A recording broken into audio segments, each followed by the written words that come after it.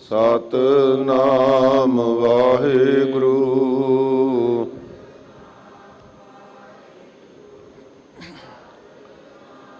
ਵਾਹਿਗੁਰੂ ਜੀ। ਬਾਣੀ ਗੁਰੂ ਗੁਰੂ ਹੈ ਬਾਣੀ, ਵਿੱਚ ਬਾਣੀ ਅੰਮ੍ਰਿਤ ਸਾਰੇ। ਗੁਰਬਾਣੀ ਕਹੈ ਸੇਵਕ ਜਨ ਮਾਨੈ, ਪ੍ਰਤੱਖ ਗੁਰੂ ਨਿਸਤਾਰੇ। ਗਗਨ ਦਮਾਮਾ ਬਾਜਿਓ, ਪਰਿਓ ਨਿਸ਼ਾਨੇ ਘਾਓ। ਖੇਤ ਜੋ ਮਾਂਡਿਓ ਸੂਰਮਾ, ਅਬ ਜੂਝਨ ਕੋ ਦਾਓ। ਸੂਰਾ ਸੋ ਪਹਿਚਾਨੀਆਂ, ਜੋ ਲਰੈ ਦੀਨ ਕੇ ਹੇਤ। ਪੁਰਜਾ ਪੁਰਜਾ ਘਟ ਮਰੈ, ਕਬਹੁ ਨ ਛਾਡੈ ਖੇਤ। ਸੱਜਣ ਸੱਚਾ ਪਾਤਸ਼ਾਹ, ਸਿਰ ਸ਼ਾਹਾਂ ਦਾ ਸ਼ਾਹੋ। ਜਿਸ ਪਾਸ ਬੈਠ ਖਾਲਸਾ ਜੀ ਚੈਨਲ ਨੂੰ ਸਬਸਕ੍ਰਾਈਬ ਕਰਨ ਤੋਂ ਬਾਅਦ 'ਚ ਆਲ ਨੋਟੀਫਿਕੇਸ਼ਨ ਨੂੰ ਜ਼ਰੂਰ ਔਨ ਕਰੋ, ਤਾਂ ਕਿ ਸਾਡੀ ਕਥਾ ਕੀਰਤਨ ਦੀ ਹਰ ਵੀਡੀਓ ਤੁਹਾਡੇ ਤੱਕ ਪਹੁੰਚਦੀ ਰਹੇ। ਅਤੇ ਵੀਡੀਓ ਨੂੰ ਲਾਈਕ ਕਰਨਾ ਨਾ ਭੁੱਲਣਾ ਜੀ। ਟੋਡੀ ਮਹੱਲਾ ਪੰਜਵਾ। ਹਰ ਬਿਸਰਤ ਸਦਾ ਖੁਆਰੀ, ਤਾ ਕਉ ਧੋਖਾ ਕਹਾ ਬਿਆਪੈ। ਜਾ ਕਉ ਓਟ ਤੁਹਾਰੀ, ਹਰ ਬਿਸਰਤ ਸਦਾ ਖੁਆਰੀ। ਤਾ ਕਉ ਧੋਖਾ ਕਹਾ ਬਿਆਪੈ। ਜਾ ਕਉ ਓਟ ਤੁਹਾਰੀ। ਰਹਾਉ ਬਿਨ ਸਿਮਰਨ ਜੋ ਜੀਵਨ ਬਲਣਾ, ਸਰਪ ਜੈਸੇ ਅਰ ਜਾਰੀ। ਨਵ ਖੰਡਨ ਕੋ ਰਾਜ ਕਮਾਵੈ, ਅੰਤ ਚਲੈ ਗੁਹਾਰੀ। ਗੁਣ ਨਿਧਾਨ ਗੁਣ ਤਿਨਹੀ ਗਾਏ, ਜਾ ਕਉ ਕਿਰਪਾ ਧਾਰੀ। ਸੋ ਸੁਖੀਆ ਧਨ ਉਸ ਜਨਮਾ, ਨਾਨਕ ਤਿਸ ਬਲਿਹਾਰੀ। ਗੁਣ ਨਿਧਾਨ ਗੁਣ ਤਿਨਹੀ ਗਾਏ, ਜਾ ਕਉ ਕਿਰਪਾ ਧਾਰੀ। ਸੋ ਸੁਖੀਆ ਧਨ ਉਸ ਜਨਮਾ, ਨਾਨਕ ਤਿਸ ਬਲਿਹਾਰੀ। ਵਾਹਿਗੁਰੂ ਜੀ ਕਾ ਖਾਲਸਾ, ਵਾਹਿਗੁਰੂ ਜੀ ਕੀ ਫਤਿਹ। ਸਤਿਗੁਰੂ ਗਰੀਬ ਨਵਾਜ, ਖੰਡਾਂ ਬ੍ਰਹਮੰਡਾਂ ਦੇ ਮਾਲਕ, ਚਵਰ ਛਤਰ ਤਖਤ ਦੇ ਮਾਲਕ ਸਤਿਗੁਰੂ ਧੰਨ ਗੁਰੂ ਗ੍ਰੰਥ ਸਾਹਿਬ ਸੱਚੇ ਪਾਤਸ਼ਾਹ ਜੀ ਦੀ ਪਾਵਨ ਪਵਿੱਤਰ ਹਜ਼ੂਰੀ ਵਿੱਚ ਪਾਵਨ ਸਥਾਨ ਗੁਰਦੁਆਰਾ ਮੰਜੀ ਸਾਹਿਬ ਵਿਖੇ ਗੁਰੂ ਕੀ ਬਾਣੀ ਦਾ ਕੀਰਤਨ ਦਾ ਆਨੰਦ ਮਾਣ ਰਹੇ ਹੋ। ਇਹੋ ਜਿਹਾ ਸਮਾਂ ਸਤਿਗੁਰੂ ਦੀ ਕਿਰਪਾ ਨਾਲ ਪ੍ਰਾਪਤ ਹੁੰਦਾ ਹੈ, ਅਥਵਾ ਦੂਰ ਦੁਰਾਡਿਆਂ ਤੋਂ, ਦੇਸ਼ ਵਿਦੇਸ਼ਾਂ ਤੋਂ ਗੁਰੂ ਕੀਆਂ ਸਿੱਖ ਸੰਗਤਾਂ ਸ਼ਰਧਾ ਭਾਵਨਾ ਦੇ ਨਾਲ ਸ੍ਰੀ ਹਰਿਮੰਦਰ ਸਾਹਿਬ ਜੀ ਦੇ ਦਰਸ਼ਨ ਦੀਦਾਰੇ ਕਰਨ ਵਾਸਤੇ ਪਹੁੰਚੀਆਂ ਹਨ। ਗੁਰੂ ਕੇ ਪਾਵਨ ਸਰੋਵਰ ਵਿੱਚ ਬੇਅੰਤ ਸੰਗਤਾਂ ਇਸ਼ਨਾਨ ਕਰਕੇ ਜਨਮਾਂ ਜਨਮਾਤਰਾਂ ਦੇ ਪਾਪ ਖੰਡਨ ਕਰਵਾ ਰਹੀਆਂ ਹਨ। ਸਤਿਗੁਰੂ ਦੀ ਬਖਸ਼ਿਸ਼ ਨਾਲ ਇਸ ਭਾਗ ਪ੍ਰਾਪਤ ਹੁੰਦਾ ਹੈ। ਅੱਜ ਸਤਿਗੁਰੂ ਜੀ ਨੇ ਕਿਰਪਾ ਕੀਤੀ, ਪੰਚਮ ਪਾਤਸ਼ਾਹ ਜੀ ਨੇ ਸਗਲ ਲੋਕਾਈ ਵਾਸਤੇ ਮਹਾਨ ਪਵਿੱਤਰ ਉਪਦੇਸ਼ ਸੱਚਖੰਡ ਸ੍ਰੀ ਹਰਿਮੰਦਰ ਸਾਹਿਬ ਜੀ ਤੋਂ ਬਖਸ਼ਿਸ਼ ਕੀਤਾ ਹੈ। ਉਸ ਦੀ ਕਥਾ ਦਾ ਸਮਾਂ ਸੁਭਾਗ ਆਪਾਂ ਨੂੰ ਪ੍ਰਾਪਤ ਹੋਇਆ ਹੈ। ਆਓ ਮਿਲ ਕੇ ਮਨ ਬਿਰਤੀਆਂ ਚਿੱਤ ਨੂੰ ਇਕਾਗਰ ਕਰੀਏ ਤਾਂ ਕਿ ਸਤਿਗੁਰੂ ਦਾ ਉਪਦੇਸ਼ ਸਾਡੇ ਹਿਰਦੇ ਰੂਪ ਝੋਲੀ ਵਿੱਚ ਪੈ ਸਕੇ, ਸਤਿਗੁਰੂ ਦੀਆਂ ਬਖਸ਼ਾਂ ਸਾਨੂੰ ਪ੍ਰਾਪਤ ਹੋ ਸਕਣ। ਸਾਰੀ ਸੰਗਤ ਗੱਜ ਕੇ ਆਖੋ ਸਤਿਨਾਮ ਸ੍ਰੀ ਵਾਹਿਗੁਰੂ ਜੀ। ਸਤਨਾਮ ਸ੍ਰੀ ਵਾਹਿਗੁਰੂ ਸਾਹਿਬ ਜੀ। ਟੋਡੀ ਮਹੱਲਾ ਪੰਜਵਾ। ਹਰ ਬਿਸਰਤ ਸਦਾ ਖੁਆਰੀ। ਟੋਡੀ ਰਾਗ ਦੇ ਵਿੱਚ ਧੰਨ ਗੁਰੂ ਗ੍ਰੰਥ ਸਾਹਿਬ ਸੱਚੇ ਪਾਤਸ਼ਾਹੀ ਦੇ ਪਾਵਨ ਅੰਗ 711 ਦੇ ਉੱਪਰ ਸਤਿਗੁਰੂ ਜੀ ਇਹ ਮਹਾਨ ਬਖਸ਼ਿਸ਼ ਕਰਕੇ ਉਪਦੇਸ਼ ਬਖਸ਼ਿਸ਼ ਕਰ ਰਹੇ ਹਨ। ਸ਼ਹੀਦਾਂ ਦੇ ਸਤਿਕਾਰ ਸਰਤਾਜ ਸਤਿਗੁਰੂ ਜੀ ਨੇ ਬੇਅੰਤ ਬਖਸ਼ਾਂ ਕੀਤੀਆਂ ਹਨ ਕਿ ਭਾਈ ਜ਼ਿੰਦਗੀ ਦਾ ਸਮਾਂ ਬੀਤ ਰਿਹਾ ਹੈ, ਇਸ ਨੂੰ ਲੇਖੇ ਵਿੱਚ ਲਾਉਣਾ ਚਾਹੀਦਾ ਹੈ।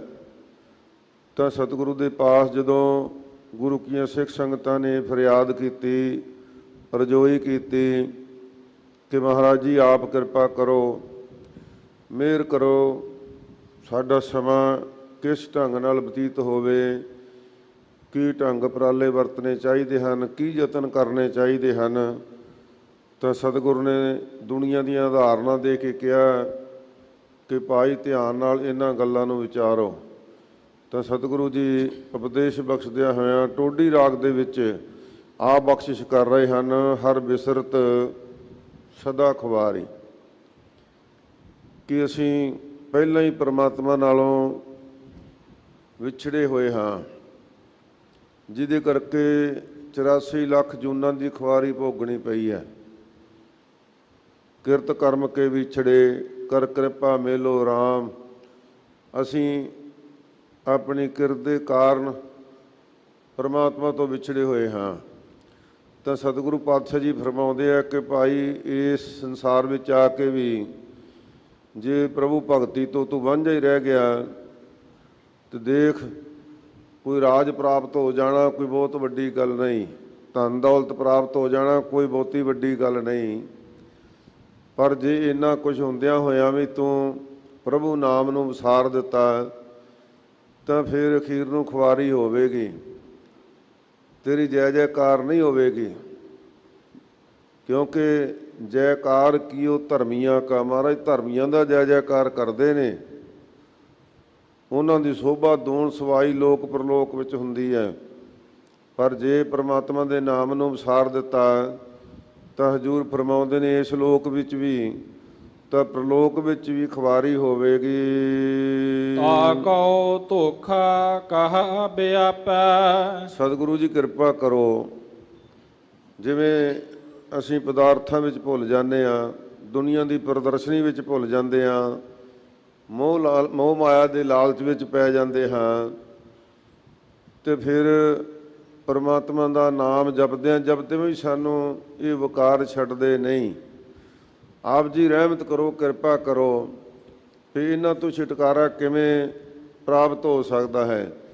ਤਾਂ ਸਤਿਗੁਰੂ ਪਾਤਸ਼ਾਹ ਜੀ ਫਰਮਾਉਂਦੇ ਹਨ ਕਿ ਭਾਈ ਉਹਨਾਂ ਪ੍ਰਭੂ ਦੇ ਭਗਤਾਂ ਨੂੰ, ਉਹਨਾਂ ਜਗਿਆਸੂਆਂ ਨੂੰ, ਉਹਨਾਂ ਗੁਰਸਿੱਖਾਂ ਨੂੰ, ਉਹਨਾਂ ਜੀਵਾਂ ਨੂੰ ਇਹ ਵਕਾਰ ਧੋਖਾ ਨਹੀਂ ਦੇ ਸਕਦੇ, ਇਹ ਦੁਨੀਆ ਵੀ ਧੋਖਾ ਨਹੀਂ ਦੇ ਸਕਦੀ, ਉਹਨਾਂ ਨੂੰ ਵੱਡੇ ਵੱਡੇ ਰਾਜ ਸੱਤਾ ਦੇ ਮਾਲਕ ਲੋਕ ਵੀ ਧੋਖਾ ਨਹੀਂ ਦੇ ਸਕਦੇ।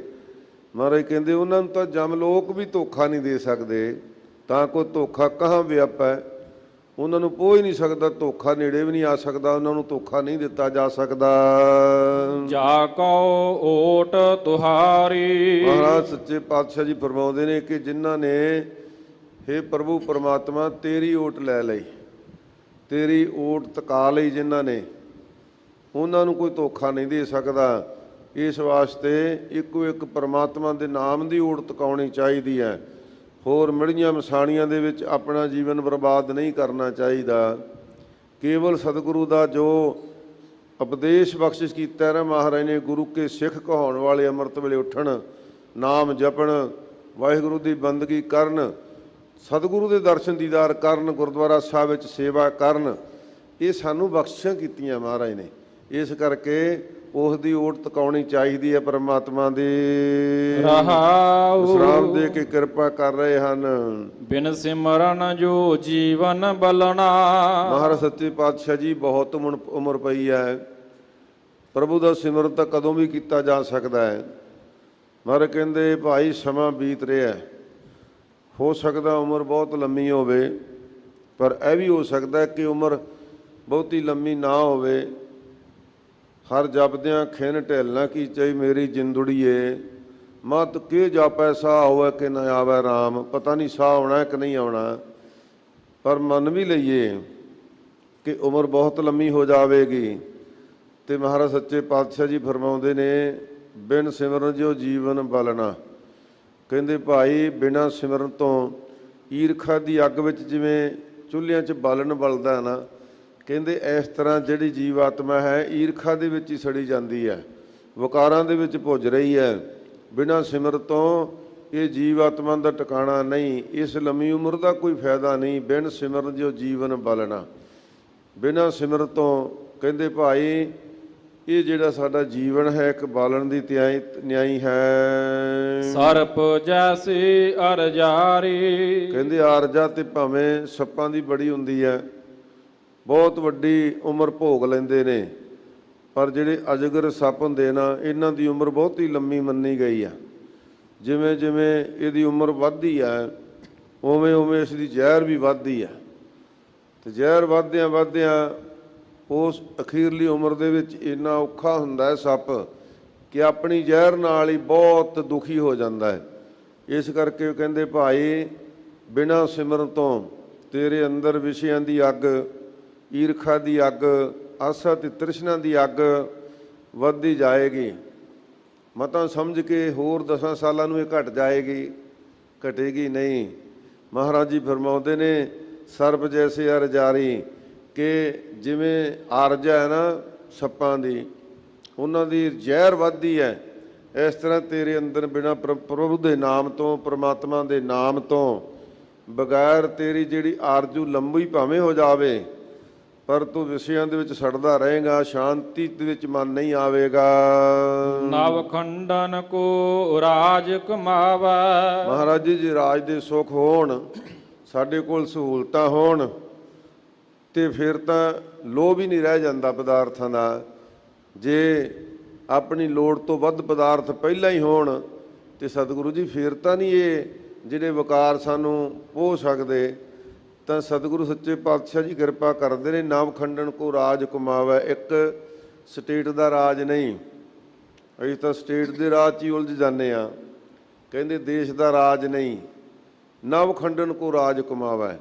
ਕਹਿੰਦੇ ਨਵਾਂ ਖੰਡਾਂ ਦਾ ਭਾਵੇਂ ਜਿੰਨੇ ਬ੍ਰਹਮੰਡ ਨੇ ਧਰਤੀ ਦੇ, ਕਹਿੰਦੇ ਇਹਨਾਂ ਦੇ ਉੱਪਰ ਵੀ ਤੇਰਾ ਹੁਕਮ ਚੱਲੇ, ਅਮਰ ਤੇਰਾ ਹੀ ਚੱਲੇ, ਤੇਰਾ ਇੱਥੇ ਹੁਕਮ ਚੱਲਦਾ ਹੋਵੇ, ਨਵਾਂ ਖੰਡਾਂ ਦੇ ਵਿੱਚ ਤੇਰਾ ਰਾਜ ਹੋਵੇ।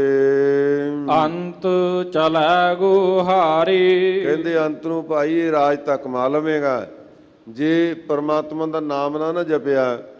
ਇਹ ਨਾਮ ਜਪਣ ਵਾਸਤੇ ਤੈਨੂੰ ਪਰਮਾਤਮਾ ਨੇ ਨੌ ਨਰੈਣੀ ਦੇਹ ਦਿੱਤੀ ਸੀ। ਹਾਂ ਤੂੰ ਰਾਜ ਕਮਾ ਕੇ ਤੂੰ ਆਪਣੇ ਧਰਮ ਦੀ ਸੇਵਾ ਕਰਦਾ, ਧਾਰਮਿਕ ਸਥਾਨਾਂ ਦੀ ਸੇਵਾ ਕਰਦਾ, ਧਾਰਮਿਕ ਭਗਤਾਂ ਦੀ ਸੇਵਾ ਕਰਦਾ, ਤੂੰ ਧਾਰਮਿਕ ਕਰਮ ਕਰਦਾ, ਤੂੰ ਅੰਮ੍ਰਿਤ ਵੇਲੇ ਉੱਠਦਾ, ਧਰਮ ਨੂੰ ਗ੍ਰਹਿਣ ਕਰਦਾ, ਧਰਮ ਨੂੰ ਧਾਰਨ ਕਰਦਾ, ਫਿਰ ਤਾਂ ਤੇਰਾ ਇਹ ਜੀਵਨ ਤੇ ਤੇਰਾ ਰਾਜ ਸਤਾ, ਤੇਰਾ ਰਾਜ ਭਾਗ ਕੰਮ ਵਿੱਚ ਸੀ। ਤੇ ਜੇ ਰਾਜ ਭਾਗ ਪ੍ਰਾਪਤ ਕਰਕੇ ਅਨਰਥ ਹੀ ਕਰਦਾ ਰਿਹਾ, ਮਹਾਰਾਜ ਸੱਚੇ ਪਾਤਸ਼ਾਹ ਜੀ ਕਹਿੰਦੇ ਅੰਤ ਚੱਲੇ ਗੋਹਾਰੀ। ਅੰਤ ਨੂੰ ਭਾਈ ਇਸ ਸੰਸਾਰ ਤੋਂ ਜ਼ਿੰਦਗੀ ਦੀ ਬਾਜੀ ਹਾਰ ਕੇ ਚਲਿਆ ਜਾਏਗਾ। ਗੁਣ ਨਿਧਾਨ ਗੁਣ ਤਿਨਹੀ ਗਾਏ। ਸੱਚੇ ਪਾਤਸ਼ਾਹ ਜੀ ਫਿਰ ਰਾਜ ਪ੍ਰਾਪਤ ਕਰਕੇ ਵੀ ਇਸ ਸੰਸਾਰ ਤੋਂ ਹਾਰ ਕੇ ਹੀ ਜਾਵਾਂਗੇ। ਬਹੁਤ ਲੰਮੀਆਂ ਉਮਰਾਂ ਕਰਕੇ ਵੀ ਸੱਪ ਦੀ ਨਿਆਈ ਈਰਖਾ ਵਿੱਚ ਸੜਦੇ ਰਵਾਂਗੇ। ਤੇ ਫਿਰ ਕਿਹੜਾ ਤਰੀਕਾ ਹੈ, ਕਿਹੜੇ ਤਰੀਕੇ ਦੇ ਨਾਲ ਮਹਾਰਾਜ ਸੱਚੇ ਪਾਤਸ਼ਾਹ ਜੀ ਉਸ ਪ੍ਰਭੂ ਦੀ ਪ੍ਰਾਪਤੀ ਹੋ ਸਕਦੀ ਹੈ, ਆਤਮਿਕ ਸੁੱਖ ਮਿਲ ਸਕਦਾ ਹੈ, ਆਤਮਿਕ ਸ਼ਾਂਤੀ ਮਿਲ ਸਕਦੀ ਹੈ, ਪ੍ਰਭੂ ਨਾਲ ਮਿਲਾਪ ਹੋ ਸਕਦਾ ਹੈ, ਭੇਦਤਾ ਪ੍ਰਾਪਤ ਹੋ ਸਕਦੀ ਹੈ। ਤਾਂ ਸਤਿਗੁਰੂ ਜੀ ਇਹ ਕਿਰਪਾ ਕਰੋ। ਤਾਂ ਹਜ਼ੂਰ ਫਰਮਾਉਂਦੇ ਨੇ ਗੁਣ ਨਿਧਾਨ ਗੁਣ ਤਿਨਹੀ ਗਾਏ। ਕਹਿੰਦੇ ਭਾਈ ਉਸ ਪ੍ਰਮਾਤਮਾ ਦੇ ਗੁਣਾਂ ਦਾ ਖਜ਼ਾਨਾ ਬਹੁਤ ਵੱਡਾ ਤੇ ਸਭ ਨੂੰ ਦਿੱਤਾ ਹੈ। ਸਤਿਗੁਰੂ ਨੇ ਸਾਨੂੰ ਹੁਕਮ ਕੀਤਾ, ਕਹਿੰਦੇ ਭਾਈ ਜਰਾ ਕ ਆਪਣੇ ਅੰਦਰ ਝਾਤੀ ਮਾਰ ਕੇ ਵੇਖੋ ਕਿ ਕਿੱਡਾ ਵੱਡਾ ਖਜ਼ਾਨਾ ਪਿਆ। ਪਿਓ ਦਾਦੇ ਕਾ ਖੋਲ ਡਿੱਠਾ ਖਜ਼ਾਨਾ, ਤਾਂ ਮੇਰੇ ਮਨ ਪਾਇਆ ਨਿਧਾਨਾ। ਰਤਨ ਲਾਲ ਤਾ ਕਾ ਕਛੂ ਨਾ ਮੋਲ, ਭਰੇ ਭੰਡਾਰ ਅਖੂਟ ਅਤੋਲ। ਭਰੇ ਪਏ ਭੰਡਾਰੇ। ਤੇ ਸਤਿਗੁਰੂ ਜੀ ਫਰਮਾਉਂਦੇ ਨੇ, ਗੁਣ ਨਿਧਾਨ ਗੁਣ ਤਿੰਨ ਹੀ ਗਾਏ। ਪਰ ਇਹ ਜੋ ਪ੍ਰਭੂ ਦੇ ਗੁਣ ਨੇ, ਸ਼ੁਭ ਗੁਣ ਨੇ, ਸਤ ਸੰਤੋਖ ਦਇਆ ਧੀਰਜ ਖਿਮਾ ਵਿਚਾਰ ਵਿਵੇਕ ਬੁੱਧੀ ਗਿਆਨ ਵਿਚਾਰ, ਇਹ ਕਿੱਥੋਂ ਪ੍ਰਾਪਤ ਹੋਣੇ? ਸਤਿਗੁਰੂ ਜੀ ਫਰਮਾਉਂਦੇ ਹਨ ਕਿ ਭਾਈ ਇਹਨਾਂ ਗੁਣਾਂ ਦੀ ਪੜਚੋਲ ਉਹ ਹੀ ਕਰ ਸਕਦਾ ਹੈ ਜਾ ਕੋ ਕਿਰਪਾ ਧਾਰੀ, ਜਿਨ੍ਹਾਂ ਉੱਪਰ ਸਤਿਗੁਰੂ ਜੀ ਨੇ ਕਿਰਪਾ ਕਰ ਦਿੱਤੀ। ਕਿਰਪਾ ਕਰਕੇ ਸਤਿਗੁਰੂ ਜੀ ਨੇ ਗੁਰਸਿੱਖਾਂ ਦੇ ਘਰ ਦਾ ਜਨਮ ਦੇ ਦਿੱਤਾ ਤੇ ਰਾਹ ਦਿਖਾ ਦਿੱਤਾ ਕਿ ਭਾਈ ਇੱਥੇ ਕੋਈ ਜਾਤ ਦਾ ਫਰਕ ਨਹੀਂ, ਕੋਈ ਵਿਦਿਆ ਦਾ ਫਰਕ ਨਹੀਂ, ਕੋਈ ਰੰਗ ਰੂਪ ਦਾ ਫਰਕ ਨਹੀਂ, ਕੋਈ ਇਸਤਰੀ ਪੁਰਸ਼ ਦਾ ਫਰਕ ਨਹੀਂ। ਜਿਹੜਾ ਵੀ ਚਾਹਵੇ ਉਹ ਪੰਜਾਂ ਪਿਆਰਿਆਂ ਦੇ ਪੇਸ਼ ਹੋਵੇ, ਖੰਡੇ ਬਾਟੇ ਦਾ ਅੰਮ੍ਰਿਤ ਛਕੇ, ਧੰਨ ਗੁਰੂ ਗ੍ਰੰਥ ਸਾਹਿਬ ਦੇ ਸਨਮੁਖ ਆਪਣਾ ਆਪ ਸਤਿਗੁਰੂ ਨੂੰ ਸਮਰਪਿਤ ਕਰ ਦੇਵੇ ਤੇ ਪੰਜ ਪਿਆਰੇ ਜੋ ਰਹਿਤ ਦੱਸਦੇ ਹਨ ਉਸ ਰਹਿਤ ਨੂੰ ਧਾਰਨ ਕਰ ਲਵੇ ਤੇ ਅੰਮ੍ਰਿਤ ਵੇਲੇ ਉੱਠ ਕੇ ਜਪੇ ਨਾਮ। ਕਹਿੰਦੇ ਭਾਈ ਇਹ ਕਿਰਪਾ ਹੈ। ਇਹ ਕਿਰਪਾ ਕਿਹਦੇ ਤੇ ਕੀਤੀ ਭਾਈ? ਦੁਨੀਆ 'ਚ ਝਾਤੀ ਮਾਰ ਕੇ ਵੇਖੋ, ਅਰਬਾਂ ਦੀ ਗਿਣਤੀ ਵਿੱਚ ਵਿਅਕਤੀ ਨੇ ਜੋ ਇੱਥੇ ਜੀਵ ਨੇ ਮਨੁੱਖਾ ਜਨਮ ਦੇ ਵਿੱਚ ਹੀ। ਪਰ ਇਹ ਕਿਰਪਾ ਕਿਹਦੇ ਤੇ ਆ? ਹਰ ਇੱਕ ਤੇ ਨਹੀਂ ਹੈ ਕਿਰਪਾ। ਹੈ ਸਾਰੇ ਧਰਮਾਂ ਦਾ ਇਹ ਫਲਸਫਾ ਨਹੀਂ ਹੈ ਸਾਧ ਸੰਗਤ ਜੀ। ਇਹ ਤੇ ਗੁਰੂ ਸਾਹਿਬ ਨੇ ਕਿਰਪਾ ਕੀਤੀ ਹੈ, ਜਿਹੜਾ ਆਪਣਾ ਰੂਪ ਬਣਾ ਦਿੱਤਾ ਮਹਾਰਾਜ ਨੇ। ਕਿਸੇ ਧਰਮ ਵਿੱਚ ਕਿਸੇ ਰਹਿਬਰ ਨੇ, ਕਿਸੇ ਰਿਸ਼ੀ ਨੇ, ਕਿਸੇ ਅਵਤਾਰ ਪੈਗੰਬਰ ਨੇ ਆਪਣਾ ਰੂਪ ਨਹੀਂ ਬਣਾਇਆ। ਕਿਤੇ ਕਲਗੀਧਰ ਮਹਾਰਾਜ ਸੱਚੇ ਪਾਤਸ਼ਾਹ ਜੀ ਨੇ ਪੰਜਾਂ ਪਿਆਰਿਆਂ ਨੂੰ ਆਪ ਅੰਮ੍ਰਿਤ ਛਕਾਇਆ। ਉਹਨਾਂ ਦੇ ਪਹਿਲਾਂ ਜਾਤ ਗੋਤ ਹੀ ਖਤਮ ਕਰ ਦਿੱਤੇ, ਸਿਰ ਹੀ ਵੱਢ ਦਿੱਤੇ। ਜਦੋਂ ਬੰਦਾ ਮਾਰੀ ਜਾਵੇ ਫਿਰ ਤਾਂ ਕੋਈ ਜਾਤ ਗੋਤ ਰਹਿ ਹੀ ਨਹੀਂ ਗਿਆ। ਉਹਨਾਂ ਨੂੰ ਫਿਰ ਸਰਜੀਤ ਕੀਤਾ ਤੇ ਫਿਰ ਖੰਡੇ ਦਾ ਅੰਮ੍ਰਿਤ ਦਿੱਤਾ ਤੇ ਫਿਰ ਵੀਰ ਆਸਨ ਲਾ ਕੇ ਕਿਹਾ, ਖਾਲਸਾ ਜੀ ਹੁਣ ਮੈਨੂੰ ਵੀ ਅੰਮ੍ਰਿਤ ਦਿਓ। ਹੈਰਾਨ ਕਿ ਸਤਿਗੁਰੂ ਜੀ ਤੁਸੀਂ ਤੇ ਸਾਨੂੰ ਅੰਮ੍ਰਿਤ ਦਿੱਤਾ, ਅਸੀਂ ਸਿੱਖ ਤੁਸੀਂ ਗੁਰੂ। ਕਹਿੰਦੇ ਨਹੀਂ, ਇਹ ਇੱਕ ਮਰਜ਼ਾਦਾ ਕਿਸੇ ਦੇ ਮਨ ਵਿੱਚ ਨਾ ਰਹਿ ਜਾਵੇ ਕਿ ਮੈਂ ਬੜਾ ਵੱਡਾ ਸੰਤ ਹਾਂ, ਜਥੇਦਾਰ ਹਾਂ, ਆਗੂ ਹਾਂ, ਮੈਨੂੰ ਲੋੜ ਹੀ ਨਹੀਂ ਅੰਮ੍ਰਿਤ ਦੀ। ਇਹ ਭੁਲੇਖਾ ਕੱਢਣਾ ਭਾਈ। ਇਸ ਕਰਕੇ ਅੰਮ੍ਰਿਤ ਦੀ ਦਾਤ ਦਿਓ, ਮੈਂ ਵੀ ਗੋਬਿੰਦ ਰਾਜ ਤੋਂ ਗੋਬਿੰਦ ਸਿੰਘ ਬਣ ਜਾਵਾਂ।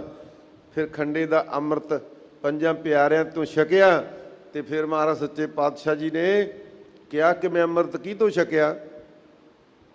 ਇਹਨਾਂ ਪੰਜਾਂ ਤੋਂ ਛਕਿਆ।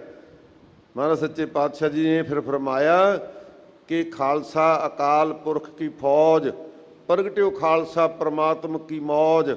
ਜਿਹੜਾ ਪਰਮਾਤਮਾ ਦੀ ਮੌਜ ਨਾਲ ਪ੍ਰਗਟ ਹੋਇਆ ਖਾਲਸਾ, ਮੈਂ ਉਹਦੇ ਤੋਂ ਅੰਮ੍ਰਿਤ ਛਕਿਆ। ਤੇ ਫਿਰ ਉਹਨਾਂ ਨੂੰ ਕੌਣ ਹੈ ਖਾਲਸਾ ਕਹਿ ਦਿੱਤਾ, ਖਾਲਸਾ ਮੇਰੋ ਰੂਪ ਹੈ ਖਾਸ, ਖਾਲਸੇ ਹੋ ਮੈਂ ਕਰੂੰ ਨਿਵਾਸ। ਇਹ ਕਿਰਪਾ ਹੈ ਸਾਧ ਸੰਗਤ ਜੀ। ਆਪਾਂ ਅਰਥ ਉਲਟ ਕਰਦੇ ਹਾਂ ਵੀ ਜਦੋਂ ਕਿਰਪਾ ਹੋਵੇਗੀ ਨਾ ਉਦੋਂ ਅਸੀਂ ਅੰਮ੍ਰਿਤ ਛਕ ਲਾਂਗੇ। ਗੱਲ ਉਲਟ ਹੈ, ਜਦੋਂ ਅੰਮ੍ਰਿਤ ਛਕਾਂਗੇ ਕਿਰਪਾ ਉਦੋਂ ਹੋਣੀ ਹੈ। ਇਸ ਵਾਸਤੇ ਭਾਈ ਹਜ਼ੂਰ ਫਰਮਾਉਂਦੇ ਹਨ, ਇਹ ਗੁਣ ਕਿਹਨੇ ਗਾਏ? ਕਹਿੰਦੇ ਭਾਈ ਜਿਨ੍ਹਾਂ ਉੱਪਰ ਸਤਿਗੁਰੂ ਜੀ ਨੇ ਇਹ ਅੰਮ੍ਰਿਤ ਦੀ ਦਾਤ ਦੇ ਕੇ, ਨਾਮ ਦੀ ਦਾਤ ਦੇ ਕੇ ਆਪਣਾ ਨਦਰੀ ਨਦਰ ਨਿਹਾਲ ਕਰ ਦਿੱਤਾ। ਸੋ ਸੁਖੀਆ ਧਾਨੇ ਉਸ ਜਨਮਾ। ਸਤਿਗੁਰੂ ਜੀ ਫਰਮਾਉਂਦੇ ਹਨ ਕਿ ਭਾਈ ਐਸੇ ਵਡਭਾਗੀ ਗੁਰੂ ਕੇ ਸਿੱਖ ਜਿਨ੍ਹਾਂ ਨੇ ਪ੍ਰਭੂ ਦਾ ਨਾਮ ਸਿਮਰਿਆ, ਭਗਤੀ ਵਿੱਚ ਲੀਨ ਹੋ ਗਏ, ਕਹਿੰਦੇ ਧੰਨ ਨੇ ਉਹ ਹੀ ਸੁਖੀ ਨੇ। ਉਹਨਾਂ ਨੂੰ ਕੋਈ ਦੁੱਖ ਪੋਹ ਨਹੀਂ ਸਕਦਾ, ਦੁੱਖ ਨੇੜੇ ਵੀ ਨਹੀਂ ਆ ਸਕਦਾ, ਦੁੱਖ ਨੂੰ ਦੁੱਖ ਮੰਨਦੇ ਹੀ ਨਹੀਂ। ਇਸ ਕਰਕੇ ਸੋ ਸੁਖੀਆ ਕਹਿੰਦੇ ਉਹ ਆਤਮਿਕ ਤੌਰ ਤੇ ਸੁਖੀ। ਧੰਨ ਉਸ ਜਨਮ, ਧੰਨ ਉਹਦੇ ਮਾਤਾ ਪਿਤਾ ਨੇ, ਧੰਨ ਉਹਦਾ ਜਨਮ ਹੈ। ਨਾਨਕ ਤਿਸ ਬਲਿਹਾਰੀ। ਵੱਡੇ ਸਤਿਗੁਰੂ ਸਾਹਿਬ ਸੱਚੇ ਪਾਤਸ਼ਾਹ ਜੀ ਦੀ ਮੋਹਰ ਲਾ ਕੇ ਪੰਚਮ ਪਾਤਸ਼ਾਹ ਜੀ ਕਿਰਪਾ ਕਰਦੇ ਨੇ। ਧੰਨ ਗੁਰੂ ਨਾਨਕ ਸਾਹਿਬ ਸੱਚੇ ਪਾਤਸ਼ਾਹ ਜੀ ਨੂੰ ਸਾਖੀ ਮੰਨ ਕੇ ਮਹਾਰਾਜ ਸੱਚੇ ਪਾਤਸ਼ਾਹ ਜੀ ਸਾਨੂੰ ਉਪਦੇਸ਼ ਦਿੰਦੇ ਨੇ ਕਿ ਭਾਈ ਉਹਦਾ ਜਨਮ ਵੀ ਧੰਨ ਹੈ ਤੇ ਅਸੀਂ ਉਹਦੇ ਤੋਂ ਬਲਹਾਰ ਵਾਰਨੇ ਜਾਂਦੇ। ਧੰਨ ਹੈ ਗੁਰੂ ਅਰਜਨ ਸਾਹਿਬ ਸੱਚੇ ਪਾਤਸ਼ਾਹ ਜੀ, ਆਪ ਬਾਣੀ ਕੀ ਬੋਹਤ, ਪਰ ਉਹਨਾਂ ਗੁਰਸਿੱਖਾਂ ਤੋਂ ਕਹਿੰਦੇ ਵਾਰਨੇ ਜਾਂਦੇ ਆ ਜਿਨ੍ਹਾਂ ਨੇ ਨਾਮ ਜਪਿਆ, ਪਰਮਾਤਮਾ ਦੀ ਕਿਰਪਾ ਉਹਨਾਂ ਦੇ ਉੱਪਰ, ਉਹ ਸੁਖੀ ਹਨ ਜਨਮ ਤੋਂ ਲੈ ਕੇ। ਉਹਨਾਂ ਦੇ ਮਾਤਾ ਪਿਤਾ ਵੀ ਧੰਨ ਹਨ। ਇਹ ਉਪਦੇਸ਼ ਦਿੱਤਾ ਸਤਿਗੁਰੂ ਜੀ ਨੇ, ਕਿਰਪਾ ਕੀਤੀ ਹੈ ਭਾਈ। ਸੋ ਆਓ ਕੁਝ ਕੁ ਸਮੇਂ ਲਈ ਕੱਲ੍ਹ ਜੋ ਵਿਚਾਰਾਂ ਕੀਤੀਆਂ ਸੀ, ਅੱਜ 6 ਜੂਨ ਹੈ। 6 ਜੂਨ ਦਾ ਜਦੋਂ ਦਿਹਾੜਾ ਆਉਂਦਾ ਹੈ, ਸਾਧ ਸੰਗਤ ਜੀ ਕੰਡੇ ਦੀ ਤਰ੍ਹਾਂ ਸਾਡੇ ਹਿਰਦੇ ਵਿੱਚ ਚੁੱਭਦਾ ਵੀ 6 ਜੂਨ ਆ ਗਿਆ। ਇਹ 6 ਜੂਨ ਕਿਉਂ ਚੁੱਭਦਾ? ਕਿਉਂਕਿ ਜਿਸ ਦੇਸ਼ ਦੀ ਖਾਤਰ ਸਾਡੇ ਵੱਡਿਆਂ ਨੇ ਬਹੁਤ ਵੱਡੀਆਂ ਕੁਰਬਾਨੀਆਂ ਕੀਤੀਆਂ, ਘਰ-ਬਾਰ ਤਿਆਗ ਦਿੱਤੇ, ਜ਼ਮੀਨ ਜਾਇਦਾਦਾਂ ਛੱਡ ਦਿੱਤੀਆਂ, ਬਹੁਤ ਸਾਰਿਆਂ ਦੀ ਇੱਜ਼ਤ ਪੱਟ ਵੀ ਲੁੱਟੀ ਗਈ, ਪਰ ਇੱਕ ਆਜ਼ਾਦੀ ਨੂੰ ਲੈਣ ਵਾਸਤੇ ਕਿ ਅਸੀਂ ਆਜ਼ਾਦ ਦੇਸ਼ ਵਿੱਚ ਰਵਾਂਗੇ, ਉਹ ਆਜ਼ਾਦੀ ਬਰਬਾਦੀ ਹੋ ਨਿਬੜੀ। ਕੱਲ੍ਹ ਮੈਂ ਥੋੜ੍ਹੀਆਂ ਜਿਹੀਆਂ ਬੇਨਤੀਆਂ ਇਹਦੇ 'ਤੇ ਕੀਤੀਆਂ ਸਨ। ਸਾਧ ਸੰਗਤ ਜੀ, ਇਹ ਕੋਈ ਅਚਾਨਕ ਵਾਪਰੀਆਂ ਘਟਨਾਵਾਂ ਨਹੀਂ। ਕੱਲ੍ਹ ਇਹ ਬੇਨਤੀਆਂ ਕੀਤੀਆਂ ਸੀ ਨਾ, ਇੱਕ ਗੱਲ ਕਿ ਰਾਜ ਸੱਤਾ ਦੀ ਪ੍ਰਾਪਤੀ ਕਰਨ ਵਾਸਤੇ ਜੇ ਦੇਸ਼ ਦੀ ਸਭ ਤੋਂ ਘੱਟ ਗਿਣਤੀ ਇਹਨੂੰ ਜੇ ਦਬਾ ਕੇ ਦੇਸ਼ ਦੀ ਵੱਧ ਗਿਣਤੀ ਨੂੰ, ਬਹੁ ਗਿਣਤੀ ਨੂੰ ਖੁਸ਼ ਕਰ ਲਿਆ ਜਾਵੇ ਤਾਂ ਰਾਜ ਸੱਤਾ ਪ੍ਰਾਪਤ ਹੋ ਸਕਦੀ। ਇਹ ਇੱਕ ਰਾਜਨੀਤਿਕ ਪੈਂਤਰਾ ਸੀ ਇੰਦਰਾ ਗਾਂਧੀ ਦਾ। ਬਾਕੀ ਗੱਲਾਂ ਦਾ ਜੇ ਤੁਸੀਂ ਵਿਸ਼ਲੇਸ਼ਣ ਕਰੋਗੇ ਨਾ, ਇਹ 'ਤੇ ਬਹੁਤ ਸਾਰੀਆਂ ਮਿਹਨਤਾਂ ਕੀਤੀਆਂ ਵਿਦਵਾਨ ਲੋਕਾਂ ਨੇ। ਕੁਝ ਨੇ ਲਿਖਿਆ ਕਿ ਪੰਜਾਬ ਦੇ ਹਾਲਾਤ ਖਰਾਬ ਸੀ।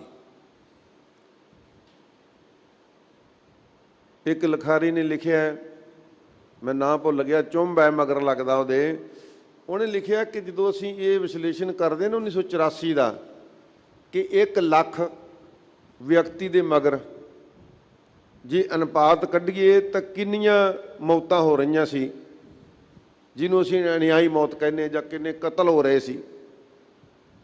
ਸਾਧ ਸੰਗਤ ਜੀ, ਸਭ ਤੋਂ ਵੱਧ ਗੁਜਰਾਤ ਯੂਪੀ ਦੇ ਵਿੱਚ ਹੋ ਰਹੇ ਸੀ, ਬੰਗਾਲ 'ਚ, ਬਿਹਾਰ 'ਚ ਹੋ ਰਹੇ ਸੀ। ਸਭ ਤੋਂ ਘੱਟ ਸਿੱਕਮ ਦੇ ਵਿੱਚ ਹੋਏ, ਤੇ ਉਹਦੇ ਉੱਪਰ ਜੇ ਉਹਦੇ ਤੋਂ ਉੱਪਰਲਾ ਨੰਬਰ ਸੀ ਉਹ ਪੰਜਾਬ ਦਾ ਸੀ। ਉਦੋਂ 17 ਸਟੇਟਾਂ ਸੀ, ਤੇ 17 ਸਟੇਟਾਂ ਦੇ ਵਿੱਚੋਂ ਸਭ ਤੋਂ ਥੱਲੇ ਇੱਕ ਨੂੰ ਛੱਡ ਕੇ ਪੰਜਾਬ ਸੀ। ਕਿਸੇ 'ਚ 200 ਲੱਖ ਦੇ ਮਗਰ, ਕਿਸੇ 'ਚ 250 ਕਤਲੋਗਾਰਦ ਹੋਈ ਇੱਕ ਮਹੀਨੇ ਦੇ ਵਿੱਚ, 1 ਲੱਖ ਦੇ ਮਗਰ।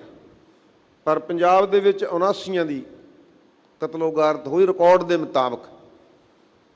ਤੇ ਜੇ ਇੱਥੇ ਹਾਲਾਤ ਖਰਾਬ ਸੀ ਤਾਂ ਫਿਰ ਬਿਹਾਰ 'ਚ ਵੀ, ਗੁਜਰਾਤ 'ਚ ਵੀ, ਯੂਪੀ 'ਚ ਵੀ, ਰਾਜਸਥਾਨ 'ਚ ਵੀ ਹਾਲਾਤ ਖਰਾਬ ਸੀ। ਉੱਥੇ ਹੀ ਫੌਜ ਲਾ ਦੇਣੀ ਚਾਹੀਦੀ ਸੀ।